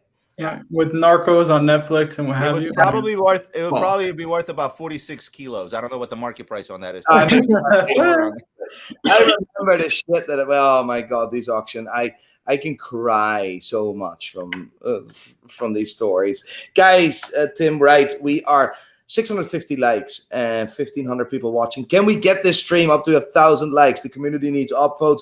Please upvote, guys. Please upvote. We need it. We need an upvote this stream. If you're watching the stream, please click the thumbs up button. Would help us a lot. I can do that on my end too. Hold on. Yeah, you can do that on your end too, Eric. You too, please. I've done it. I've done it already. Right there. Hit it up. Thumbs By the up. way, can I just mention also, even in a hot Rolex market, there's a lot of hidden gems out there. Like me and Nico, we were on a stream maybe a couple days ago, and we were talking about the 116713. That's the two-tone all-black GMT. They only trade for a little. I mean, they trade all day on Chrono under 15,000, right? And we're talking a GMT two-tone in black ceramic with a modern case and bracelet. I mean, under 15,000, there's no reason that watch shouldn't be, upwards of 20,000. So there's hidden gems out there to be found, guys. Yellow gold GMT. Remember, I think that's a hidden gem as well. That's a bit of a no. The hidden gem is the watch that Eric got me hooked on, and have since bought 9 of them. Fuck off. It's the original Yachtmaster Old Gold. Okay, Yeah. with the funky dials. Go ahead, Eric. Show it. Those things. No, you single-handedly you're single-handedly doing a watch box there. Right. He's buying them all. Do you even know how many of those Rolex made? Rolex doesn't know how many they made. Oh my god, you're buying every one of them, you wee fucker. I've been buying them up, and I've been doing well with them. I've been selling them. Eric has been selling them. I've been selling them. And literally, it was an accident. I came to visit him, and he showed me his own personal, and I'm like, shit, I want one. I mean, that's a gorgeous watch. That dial alone today is $6,000-$7,000. Yeah. I mean, I'm not a big fan of Mother of Pearl. I think it's very feminine, but I love that watch in blue. The blue dial. I think that's fucking class. I'm not with you guys on that. I'm with Nico on this. I don't like that. I'm not a fan. Okay, can I show you something else then? Yeah, please. How about this one? I think this is the next sleeper. Oh yeah. Whoa, whoa, 271. whoa. That's an assault weapon. That's a 5271. Yeah. That's That an is assault fucking weapon. That's not a dog's sleep fucking- That'll knock you on your ass. Wait, that's dog fucking bollocks. I don't know what that means, but it sounds great. That is fucking a dog's bollocks, boy. That is the bollocks of this dog. Oh yeah, fuck, she is a vagina, but it doesn't matter. But that is unbelievable. Right, bought my first non-Casio got there watching Omega Moon watch. Caliber 1861. I want a Rolex next. Should I get the green Milgauss or the Datejust Blue Dial to keep, not to resell? Want a Rolex next? Should I get the green Milgauss or Datejust Blue Dial? I'm a fan of the Milgauss, guys. I won't keep this long, but I'm a big fan of the Milgauss, and I would go to the green Milgauss. They softened up on the market. They've gotten cheaper. When they first came out, they were trading for some stupid amount of money because the rumor was there was only going to make so many of them. But a green Milgauss, I think, is a huge sleeper. I would definitely go with a green Milgauss. 100. And it's not so common like a Datejust Blue Dial. You can get that any day of the week, you know. Yeah. No, for me, I'm with you. The way that sapphire, that green sapphire is produced, Yeah. that's not synthetic. That's unbelievable. Mm. And I didn't even know that. that's unbelievable, mate. Stefano, Roman, I believe you've done a lot of business with Stefano. That's my man. What's up, Stefano? What a man, what a man. What a legend. What a legend. Stefano's been, I've learned a lot from Stefano the last couple of weeks. And he's been absolute superstar. We've been talking a lot, and I really appreciate his guidance. These guys are the absolute veterans in the industry, and Roman is the absolute, like, I mean, I'm just gonna say it. Sorry, Roman, you're a bit of a veteran. Like, A what? you're a bit of a veteran. Like, I'm not gonna lie. Like, Yeah, I'm old. Thank you. yeah, Fine. yeah. So, listen, I really appreciate that. Shout out to the guru of the gray market, Roman, the coolest dude on the gray market, Eric, the wackiest and funniest guy in the gray market, Nico, and last but certainly not least, the old soul savant of the gray market, Marco. No, I would rather call him the representative of the community.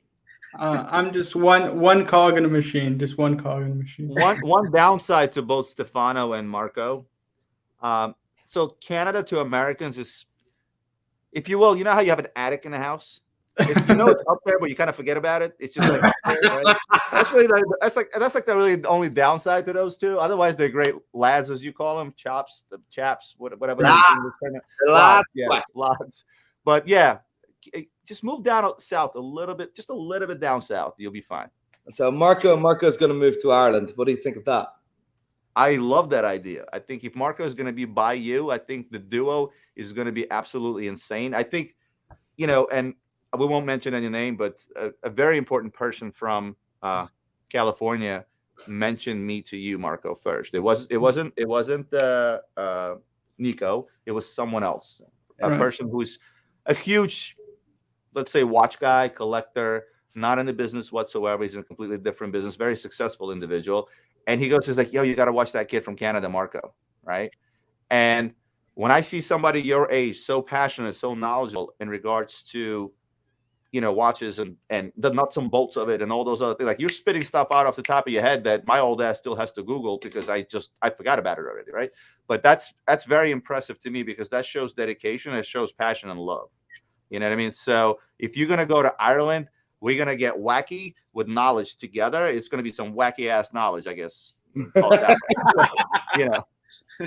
Thank you, Roman. That's really humbling to hear. I think for somebody to make that kind of move, to go from, our attic to all the way over to Ireland and possibly have to get on a freaking helicopter with Nico, I admire that a lot. No helicopters. It takes balls because Nico said, I'm a pilot. I'm going to give you a ride in a helicopter. I'm like, bring me a remote control helicopter. That's about as far as I'll go. They're sketchy to me, man. I don't know. It just I like the feeling of the thrust of a jet plane or something like that. So it's just, you know what? It's easier to land a helicopter without an engine than an airplane without an engine. I'll tell you that. Yeah, it goes down a lot faster. No. Same thing. So I'm like, no. what? No, you just change the pitch of the blades the moment you need to do that, and then you can actually land it anywhere where you want. We're trained. You train for that stuff. You see what I mean? And with an airplane, you just fuck. Yeah, no, I get it, man. Hey, look, I can just see Nico doing a Wolf of Wall Street. Getting on a helicopter, piss fucking drunk, and just doing one of the. Yeah, I just. Oh my god. Oh man, that would be mad. Mr. Forgot GMT in about the that house. scene. Mr. GMT in the house. This is what I call a superstar panel. So glad to see my brother Marco among the legends of the YouTube watch collecting and dealers. That's my guy. This is a very kind word. Really appreciate that. Harry Alonso, good question. Other than watches, what other fine goods are you into? I see some nice LV bags and some of Roman's and Eric's videos. Thanks for the great content. I subscribed and follow all of you. Henry Alonso. Thank you so much, mate. What are you into other than watches? Roman. Well, I'm into things that I can't show because YouTube frowns on Yes, that. yes, That's please. number one. Me But too. you mentioned LV backpacks, and I'm one of those guys. I'm very transparent. The first time, well, I shouldn't say the first time I walked into Louis Vuitton where I could afford to buy something from Louis Vuitton, it wasn't for the quality or this, that, and the other. It was for the flex, right? We all want to have something to flex with, just like the first Rolex. But as years have gone by, I have been a pretty avid shopper at Louis Vuitton, especially their leather goods. I learned a lot more about the history of Louis Vuitton, how it started, what it started with. I started collecting their vintage trunks. I have probably a collection of over 20 vintage Louis Vuitton trunks. I've learned to have an appreciation for the brand, for the history, for the quality of workmanship, for their older stuff, as well as their newer stuff. And like anything else with watches, if you got to do the best of both worlds, you got to go backwards and you got to go forward so you can appreciate the avant-garde of today's design and the history and the roots of the older stuff, like with vintage watches. And LV, I think, has that, the history, it has the quality, it has a lot of that behind them. So you will find me, going to Louis Vuitton for small leather goods and some larger leather goods and sneakers for the most part. Their clothes, once in a blue moon, they'll do a collab with somebody. I'll find something cool, but for the most part, for LV, I would be a leather goods person. What about you, Eric? I mean, I like nice things. I like things that are made well, things that are special. So I like Louis Vuitton. I always have, because I felt that, to me, it's the my personal favorite designer brand. The nicest one in my opinion. Like, I got this little bag here. It doesn't look like anything, but that's what I like about it. It's real leather. It's expensive. It doesn't look like much. That's a man bag, baby. Oh yeah, it's a $3,000 bag. But I see you with a fanny pack as well. Like, people tell me also all the time. They say, you wear Ray-Bans. I go, look, I've never owned a pair of Ray-Ban brand in my life. These are Wayfarer style. I use brands that other people don't use. It's Retro Super Future, handmade in Italy. First pair I bought 15 years ago, I had to import them in. It was the stupidest thing in the world for a pair of sunglasses. So I like things that people don't have, something not so easy to get. I don't know. I'm like that. yeah, like I don't really spend money on expensive stuff. I wear our work hoodies or our work polos, and to be honest, there's nothing I'm really into other than watches, and that's my life. I don't really spend money on anything else. Yeah, I go out for dinner quite often. I agree, man. It's just, No, really, I get Nico? into something. I can't cook. If I get into something, I try to find out what I can about it and what is the better stuff of it. Doesn't mean I have to have everything. I mean, listen, I wear regular t-shirts too. It's not like everything has to be all, stuffy stuff. But I like nice things that I like to learn why they're made well, why the brand is so good, what makes them good. I want to know all that. I don't want to just buy it just because it's the cool thing to buy. We're gonna go for a few. It starts like that. It does start like that, Eric, because you start. Me and you both, we came up from nothing, right? We didn't grow up in a rich family. We didn't have a silver spoon in our mouth, right? And we're both kids to immigrants, and it's one of those things where when you grow up with nothing, your first instinct is to go for that bigger, more expensive stuff. As you get a little bit older, you get a little bit wiser, and you start to appreciate other things. But for the most part, for the person that buys his first pair of Louis Vuitton sneakers for $1,000, it usually becomes a flex. And I can't lie, that's what it was for me when I was younger. But then, like you said, you start to appreciate finer things in life, and you understand that most times than none, you get what you pay for. It's true. There's an incredible comment here. I just want to say how proud Marco should be of himself for handling himself like such a gent and having a god tier knowledge for a 22-year-old. I agree. I'll second that. Thank you, guys. Marco, You guys are kind. I appreciate that. you should be absolutely proud of yourself. And if you're not proud of yourself, I definitely am.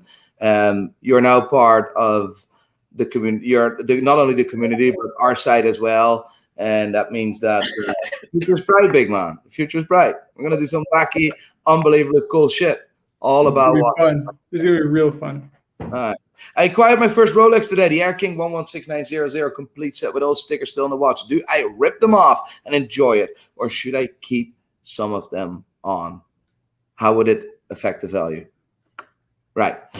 Let me call a spade here. That I really appreciate someone joining and doing a super chat, which we're going to donate. But, mate, fucking rip every fucking sticker off that fucking watch and start fucking wearing it like Where the fucking watches, guys? There it goes. There it goes. We're If I talking buy a Mercedes and it comes directly from the manufacturer to my dealer, do I keep the plastic covers on my seats or do I take them off? And it's the same thing. Come on. It's If just you're gonna enjoy buy, it, look, if you sell I it know to guys that right, buy you'll wear it. watches, put them away, and forget about them for 10, 20 years. Okay, keep the stickers on. But if you're gonna buy a watch and you wear it, what are you gonna do? You're gonna keep the one sticker Don't here? wear it with the stickers, man. I did that the first AP I ever owned. It was full stickers. I was super excited about that. I wore it for like 3 months with the stickers on, and then they started to peel off. Like it And then looked you like get the dirt under them. And Yeah, it you got was- the gunk. it It's looked like a snake. disgusting. It looked like a snake that was shedding its skin. Like it was just peeling. Oh. And then one day I just took them all off, and I'm like, I felt like the biggest idiot ever. I was like, first of all, the watch was beautiful. When I peeled everything off, you were able to see all the shine for real, all the satin. And I was like, then I just felt stupid. I was like, I can't believe I was wearing this with all those stickers. So, I mean, if you want to do it, go for it. But we recommend peel them off. Just forget about it. It's By the very way, just a satisfying quick too, shout by the out. way. Nowadays, watches barely have stickers anyways, and it just peel. Well, peel it off and wear it. AP does this new thing where they have like the plastic cases now over the watch, which is actually pretty cool. Yeah, you showed that in the other. The other AP that I showed, they had like the Hey, plastic. that It's like thing- it's like a top and a bottom. When I did the video on that watch, it's like a plastic cover. Usually on the model before, I was able to just remove it. It was so hard to take off. Yeah, now you have to kind of break it apart. I used some god tier methods and was able to get it off for the video and put it back on. But it was I was impressed. I said they really know what they're doing. You really got to rip it off and not put it back on. Here, quick question to you guys: how much time do you guys have? I have about minus 30 minutes. I planned on leaving at 4:30. It's 4:10. At 3:30, it's 4:10. So I mean, we've been on for about 2 hours now. I say we cut this off and save some of this for the next one. yes. I'm Joey, running out of time too, guys. Hold on, we skipped over a bunch, Nico. You want? Yeah, let's go over all the last. You got this. Yes. All right, got you. Night Wristwatch Man is a gray market two-tone black dial Daytona worth trading. A two-tone of what is it? Yachtmaster. Let me see. Two-tone. No, what does it say? Two-tone Yachtmaster. Oh, two-tone Yachtmaster and a noted sub. So can you re-question that question? Yeah, gray so market two-tone black dial. So is a pre-owned Daytona, worth trading? pre-owned two-tone Daytona worth trading for a two-tone Yachtmaster and a no-date sub? No. No. No. Simple answer. Next question. Absolutely not. No, absolutely not. Next question. Absolutely not. Next question. Next. That's the next one. Yes, There's Ross. something about a Zeit work that I saw on there. Ross has a 5-pound question here. Go ahead, Nico. No. We're not going there. Okay. Thank you for the super chat, Ross. We appreciate it. I wanna have a nice evening tonight. That would be like an entire episode anyway. We can't do that in the ending. We'll try to end this. Exactly. I received my first Rolex for graduation present, a Rolex Datejust 41 Blue Dial Oyster bracelet with factory diamonds. Nico, opinions. Listen, first of all, I want to say congratulations on your graduation. Well done. It's a hell of a present. Second point is that it's important what you think. My opinion is not that real important, and it shouldn't be important. But what I always say is that diamonds are a girl's best friend. But that aside, be proud of that watch. It will keep that watch for the rest of your life. It will remind you for every time you look at that watch, it will remind you of what you've done to graduate. Hard work, and that is your accolade. Correct. I know. And that's the statement, and that statement is why Roman is the real guru. Canada is the Arctic roof of the USA. Attic. It's the attic roof attic. of the USA. Absolutely.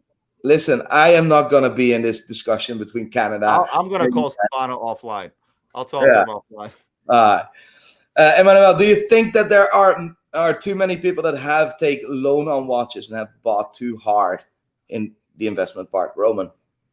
I'm not sure I understand how that's Me formulated. neither. Do you think that there are many people that have taken loan on watches? Yeah, that people have taken loans for watches. Yeah, to buy, like they're speculating on watches, buying like basically it's like buying on margin, right? Buying on margin. Yes.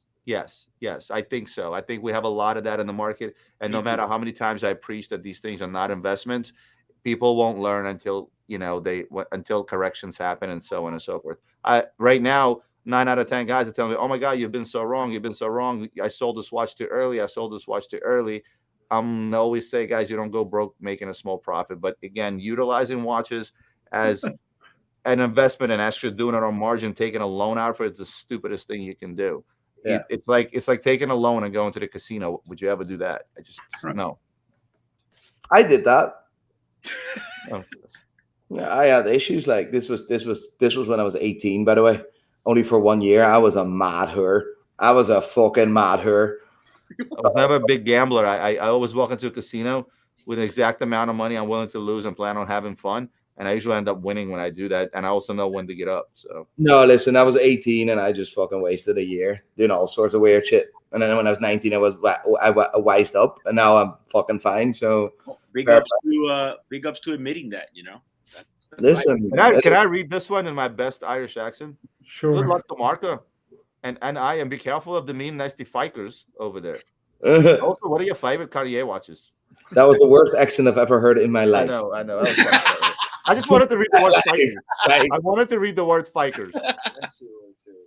Good luck to Marco in Northern Ireland, and be careful of the mean, nasty fuckers over there. Also, what's your favorite Cartier watches? What is your favorite Cartier, Eric? Oh man, that's a tough one. I guess if I had to choose, what would be my favorite Cartier? Maybe just the Santos, plain Santos. The newer one or the older gens? The bigger case, older gen. I like the bigger That's one. horrible. That's actually horrible. It is what it is, man. I mean, I don't really. That's actually 100 XL. And then he expects Yeah, people the to tell him 100 what's his XL. favorite. Yeah, the 100 XL. 100 XL. Not the 100 XL, just the large, the regular one. Mate, Roman, this is not good. Like, I mean, did you, Eric? Can you wise up, please? Can you just wise up? So, what is your choice? Like, I mean, what? Like what? What do you want? A Ballon Bleu? That's your style? Nico, easy. You know what you take? You take the Monopoussoir, the collaboration between F.P. Journe, Denis Flageolet, Vianney Halter. That's the Monopusher chronograph from Cartier. That's the one to get. Yeah, and where are you gonna find one of those? At auction, where else are you gonna find Hey, he walked you through that. I'll take that. I'll take that, and I'll take the original Crash, please. Yeah, please. Marco, That's London. get off the live stream. Go looking for those right away. And while you're at it, find me an Antigua by what's his name, Gianni Holter. I had that watch for $12,000. I owned that watch, and I sold it for like an idiot. Anyway, I'm gonna go with Eric. I'm gonna go Santos. I'm not gonna pick a particular Santos because Nico will turn me off and shit. So the reason Santos because I think Santos after the Pasha is the most iconic, alongside with the Pasha is the most iconic line from Cartier. That's what it's most famous for. And I'm gonna go Santos. And I still want to hear what Nico himself likes, not the god tier, Cartier super crazy Sky Moon version that he came up with over here. What is your choice? Sky Moon version. Yeah. He's like, I want this. I'm like, damn. I mean, I'll take two. I can't wear this watch, right? And I'm not purposely deciding a different watch than the Santos because the panel has said Santos. But yeah, I love the Santos, the new Santos. I love the you, fact you just don't like the taking big one. praise for I get it. right? I love that. I think that and then you can do these links like, I mean, you get a strap, like, I love it, right? Okay. But let's be completely honest, right? Wearing a really, really nice suit, right? Really classy, and you be that cool guy, and instead of wearing a fucking Rolex, wearing a Cartier tank. I mean, I can't pull it off, right? My wrists, it looks fucking weird, right? Which one here? What? It's the same. I'll give you the perfect comparison. Ready, Nico? But Everybody loves to compare Audi with Mercedes, right? And most will say that mechanically, the Audi is probably a better car than a Mercedes. Most will say performance-wise on some of their sports models, Audi may beat out the Mercedes. But if you look at their high-end class cars, let's say for the Audi, it would be the A8. For the Mercedes, it would be the S-Class, the 500, whatever. Now it's 580, I think, right? And people have argued with me that, look, the Audi A8 sedan, the luxury sedan, top-of-the-line sedan, beats out the Mercedes S-Class sedan by this, and the other. And my argument is this. It's all great until two pull up at a light and you look at an A8 side by side with an S500, which is going to draw more eyes. And it's the same thing with Cartier versus Rolex. That's what you just said. A Cartier Santos is a beautiful watch until somebody pulls up next to it with a Rolex Daytona. And that's just it. No, I hear what you're saying, but if you're an absolute fucking billionaire and you have nothing to prove, and this guy wears a Cartier tank just because he loves a Cartier tank, I get it. I see things like that all the time, by the way, and you know, it is what it is. Real fucks given, but where would you like? And I think the Cartier tank deserves Nico, that credibility. I gotta run, buddy. So we gotta take this one more. We gotta go. All right, let's go, brother. We're gonna take one more question, and then we're gonna end this show. Is this the last question? No, we got a bunch more, but we can stay on and just answer the rest of them. Let's go. As per Roman's advice, I added an A-long side work to my collection. I'm considering selling the purchase of my FP Journe line sport chronograph. Thoughts? No. The Lange site work has not reached its potential. You're going to pay top dollar for an FP Journe unless you're out there getting it for retail or a deal somewhere. But I would say it's way too early to sell the Zeitwerk.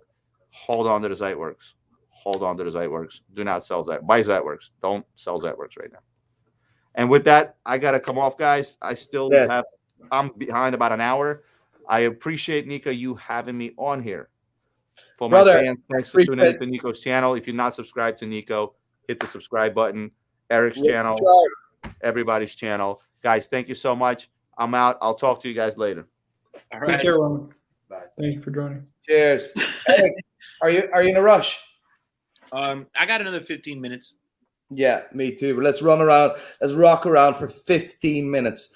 By the way, a lot of people throw in super chats. These are going to the Watches for Good charity. Can we pull this up, Tim? Yes, any of the super chat donations are going to the charity. The Watch for Good, and that would be unbelievable. So please bear that in mind. I'm going to bring JJ and I'm going to bring Tim on board as well. Hey, what's up, guys? The guys have been working on the back end, throwing people out of the stream that were not saying nice stuff and behave themselves as well. So guys, glad to have you. On the left bottom corner, you see Tim Wright. You can find his channel at Tim Wright. I know Tim Wright. It's a bit confusing because I write it Tim, and it's really fucked up. And on the right bottom corner, you have JJ, Gentleman's Hangout. How are you, boys? What's going on? Thank you. Are you awake this time, JJ? Yeah. Rough night. I'm good now. What did you do? I need to get some of those shades like Eric got. You know what I mean? Just block me up a little bit. No, just a rough sleep. Nothing too exciting. Aye. Happy days. Right, let's go through some chats. Marco, you pulled them up. Yep. This is the next. Why doesn't the new single Red Sea Dweller get any love? Eric, what do you think? You know, that's a great question. And I think it's the size. I like the watch. I think the Deep Sea is a bit big for my size, too thick. I think they did a great job bringing down the size on that red, but if that would have been a 41 or a 40, it would have been an explosion in the market. Listen, I think it was very hard, right? Rolex didn't realize this. How when Rolex had the seat dweller 4000 in production, we're talking about a 40mm seat dweller, right? Without Cyclops, 60-minute track or 60-second track, full bezel. That was the proper seat dweller. When they increased the seat dweller to celebrate the 50th anniversary with the red line seat dweller 43, making the case 3mm thicker, and also putting a Cyclops on there, Rolex didn't really realize what they were doing, because instead of what was that? I heard something. That's Tim's wife. My wife is doing some yoga. Sorry. Oh, I'm gonna hunt you down, butter. It's gonna come. But it's a great view from here, but it's a disaster. Can we please put the camera on her instead of you? No. Okay. Right. That is some yoga, mate. I would say the same. Right. Anyway. Hot yoga. Hot yoga. Adding a Cyclops to the Sea Dweller, which is the first ever time that Cyclops was added to the Sea Dweller, is not celebrating their heritage. It's actually doing something completely different than they've ever done before. And I don't think it is well received. But now comes the thing. And if we look at the past, and now past results do not guarantee any future, past things, you know what I mean, right? Past results don't guarantee future ones, right? Yeah, I mean, it's not popular now, but usually things that are not popular now are becoming massively collectible in the future. The size. I think the size is the problem. That's It's too close to the sub. You can't make something so close to one of the most iconic watches in your whole lineup. It's like what I was saying is I think it's just too big, man. Right. Bulky. I think if they made it the size of like you said, the Sea Dweller 4000, it would have been a hit. Also, I think a lot of people, they just don't care about that it's a red line, because it's such a collector's thing to care about. Yeah, I think you have to be enthusiast to care about that.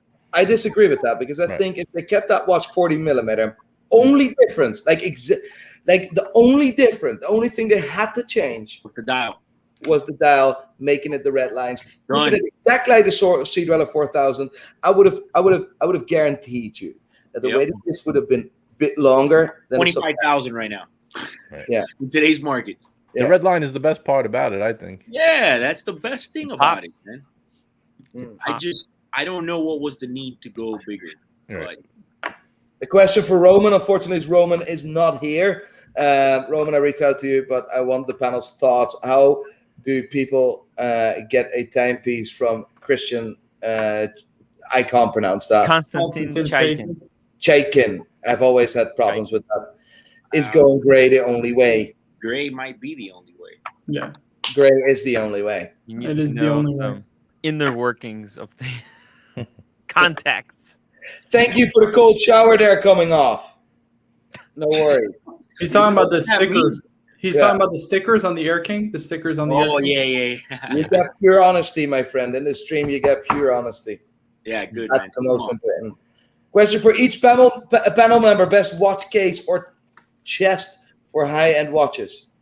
Probably Bosphorus, right? Or what's that? Bourbon and Zorway? Bosphorus. I'm gonna say this, right? Right? Can I say this? Say.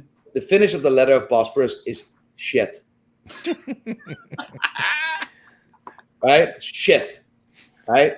Shite. It's not the best. Right? Not the best. Wolf is not. Wolf is good, but Wolf is alright. Oh. Are you alright, Tim? I'm gonna put you in a bit. He's got his wife doing yoga in the back. I gotta say, on this, I go with the Louis Vuitton 8-piece box set. It's really just a special piece when you get it in hand. It's expensive, but it's worth it. I love that watch box. I wouldn't be able to justify spending that money on a box, to be completely honest. On a Louis Vuitton watch box. Oh, it's so good. Once you have it in hand, the one that holds the watches, whatever. Yep. Listen, I've gone around that for about 4 years. I want one. Do it. But Do then it, I'm Eric. like, man, I could buy a watch for that JJ, amount. go get yours. Right. But, It blows away the rolls. Trust me. When you get it in hand, it's so well built. I got the monogram No, Eclipse the one. rolls is they're not it's not a big deal. But Right. I thought about it, and it's just I can't get around to being cheap about it to spend $8,000 on a Make watch. like Nike. But Just do it, man. I Just did do tell myself that if I got to a certain point in my career, I had to buy it, and that's it. And when I say that, I end up doing it just because if I make it, I got to do it. Just wait until they go over retail when you have to get on the waiting list. Are these, At least get one of are these those. watch rolls? Are these LV watch rolls now go over retail? Because I have one and I fucking hated it. I damaged my 57. They're not for traveling, man. I use those things just to keep watches in the safe because they bounce around. They the watches will touch each other. They have no dividers. It makes no sense. Dividers. I use them $1,000 they give you no divider. just to put them inside the safe. That's it. Right. I don't. Years ago, I saved up money and I really wanted that watch roll, and I fucking hell. At a later stage, I used that watch roll and it fucking damaged my 5711. Like, look, man, I wanted one really bad too, right? And then I saved up, and when I got to a certain point in my life, I bought it. And then you know what started happening? When I went to go on a trip, I said, I'm not taking 3 watches because then I feel like I'm paranoid the whole time of what I'm doing with the other watches. So I just don't do that anymore. I just take 1 watch and that's it. So I don't need it to travel anymore. That's the honest truth. Done. But now you have to come and travel again. Have you booked your flight yet, Eric? No, man, that's different. I mean, travel with watches. Just put them right in the backpack. That's all. I'm gonna go, guys. I'm gonna go. Just trust me. Let's do this. Count on Let's me to do go. this. Get the whiskey ready. Hey, can I ask what are you guys wearing today? I didn't see what we got on. Oh, I saw Eric's. Yeah.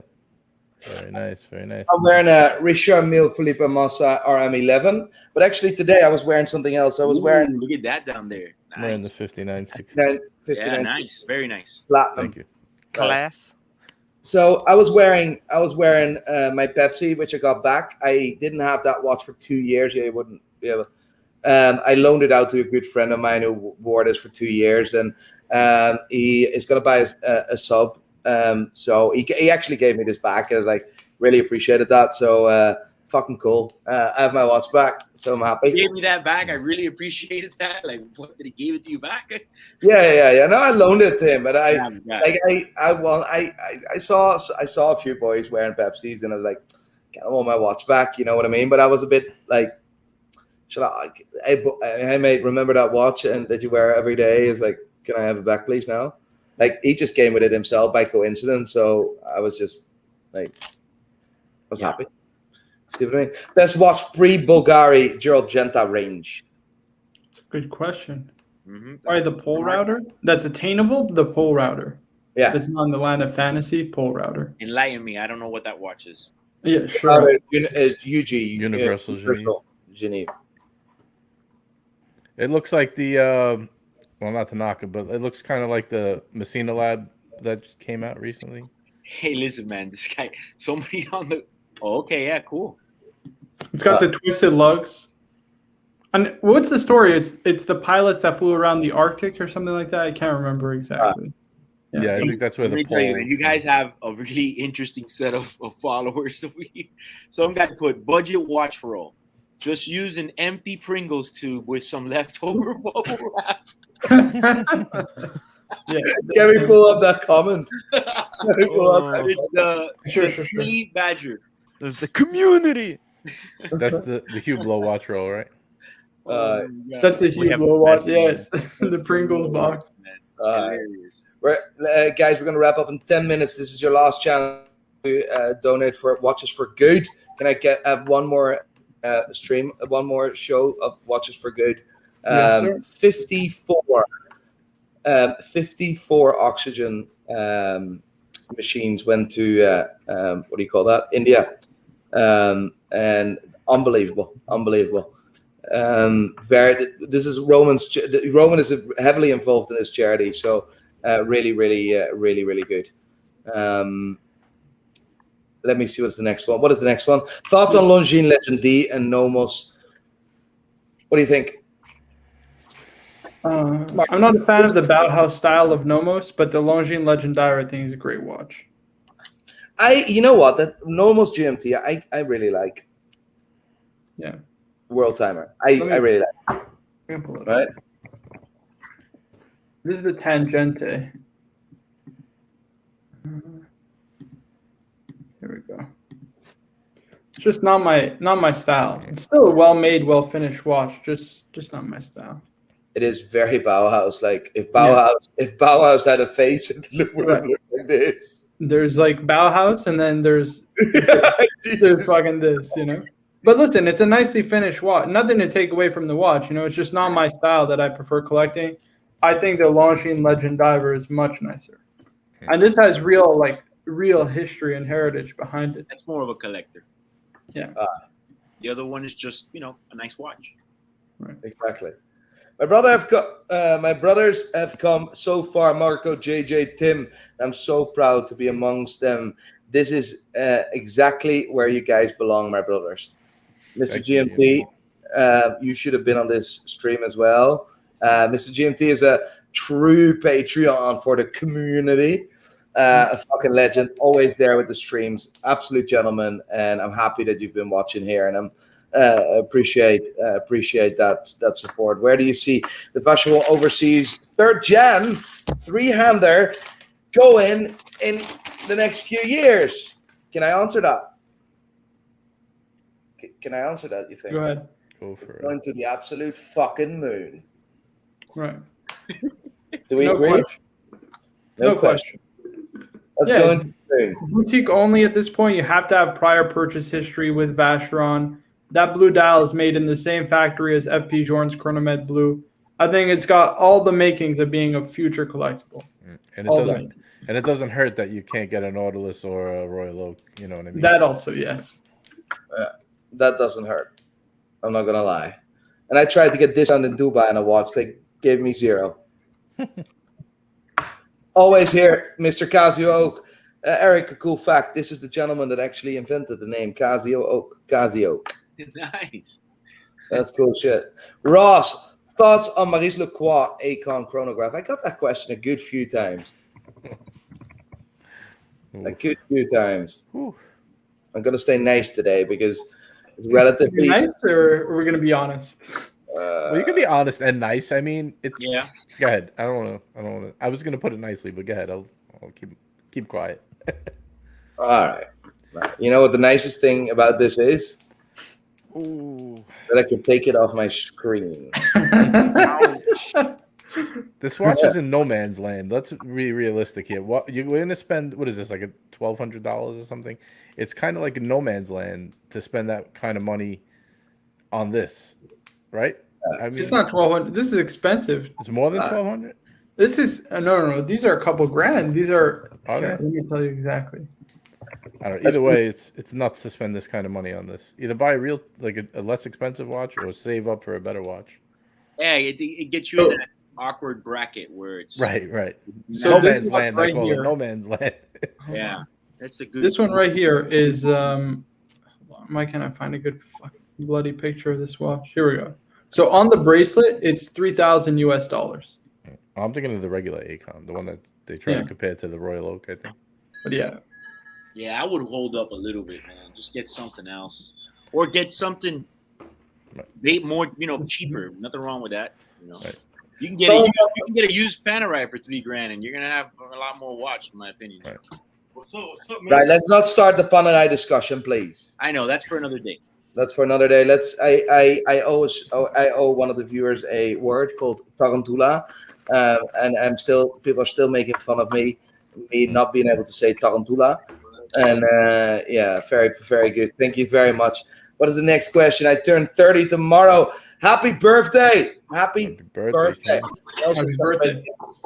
And also celebrate the anniversary of having my first automatic watch, my Hamilton Khaki, for exactly 15 years, making that a present probably when you turn 15.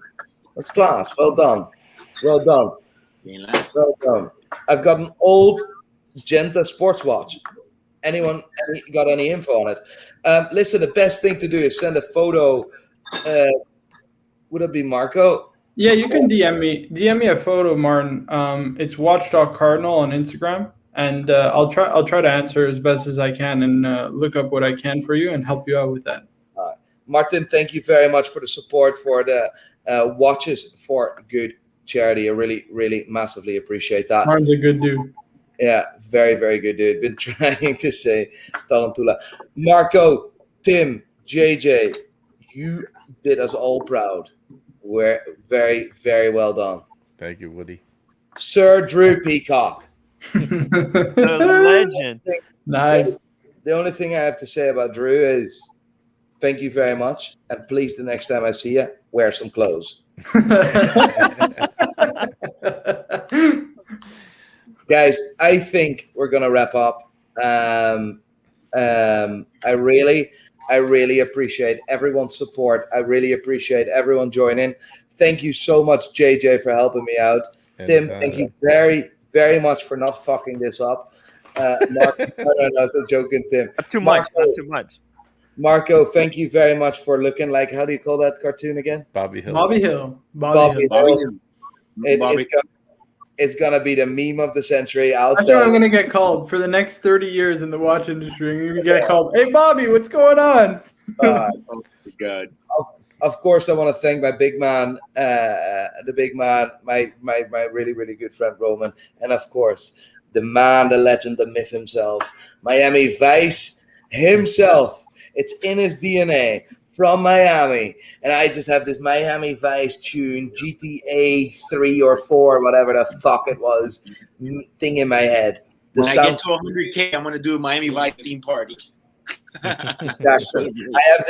I have this idea from Nico Bellic walking around GTA streets, thinking it's fucking unbelievable, mate. Unreal. Eric, you've been an absolute fucking gentleman. Thank you so much for your time. Thank you, man. Thank you for having me on, man. Thank you, guys. Yeah. Thank all you guys also, all the guys that with the super chats, everything, man. Guys, I want you to follow Watch Eric at his channel, Watch Eric. Marco, the Watch Cardinal. Tim Wright, skip him. But JJ is the hangout. No, you don't have to skip. Don't skip Timmy. Don't skip Timmy. Tim Wright. You're doing a stream right after this, right, on your channel? About 5 o'clock, something like that. Oh, no, JJ. I thought Tim is going to do a stream after this. No. I already locked it in. Good man. Guys, ahead of me. All right. Guys, thank you all so much for the support, for the love. And let's make the watch world a better place, one watch at a time. Thank you all.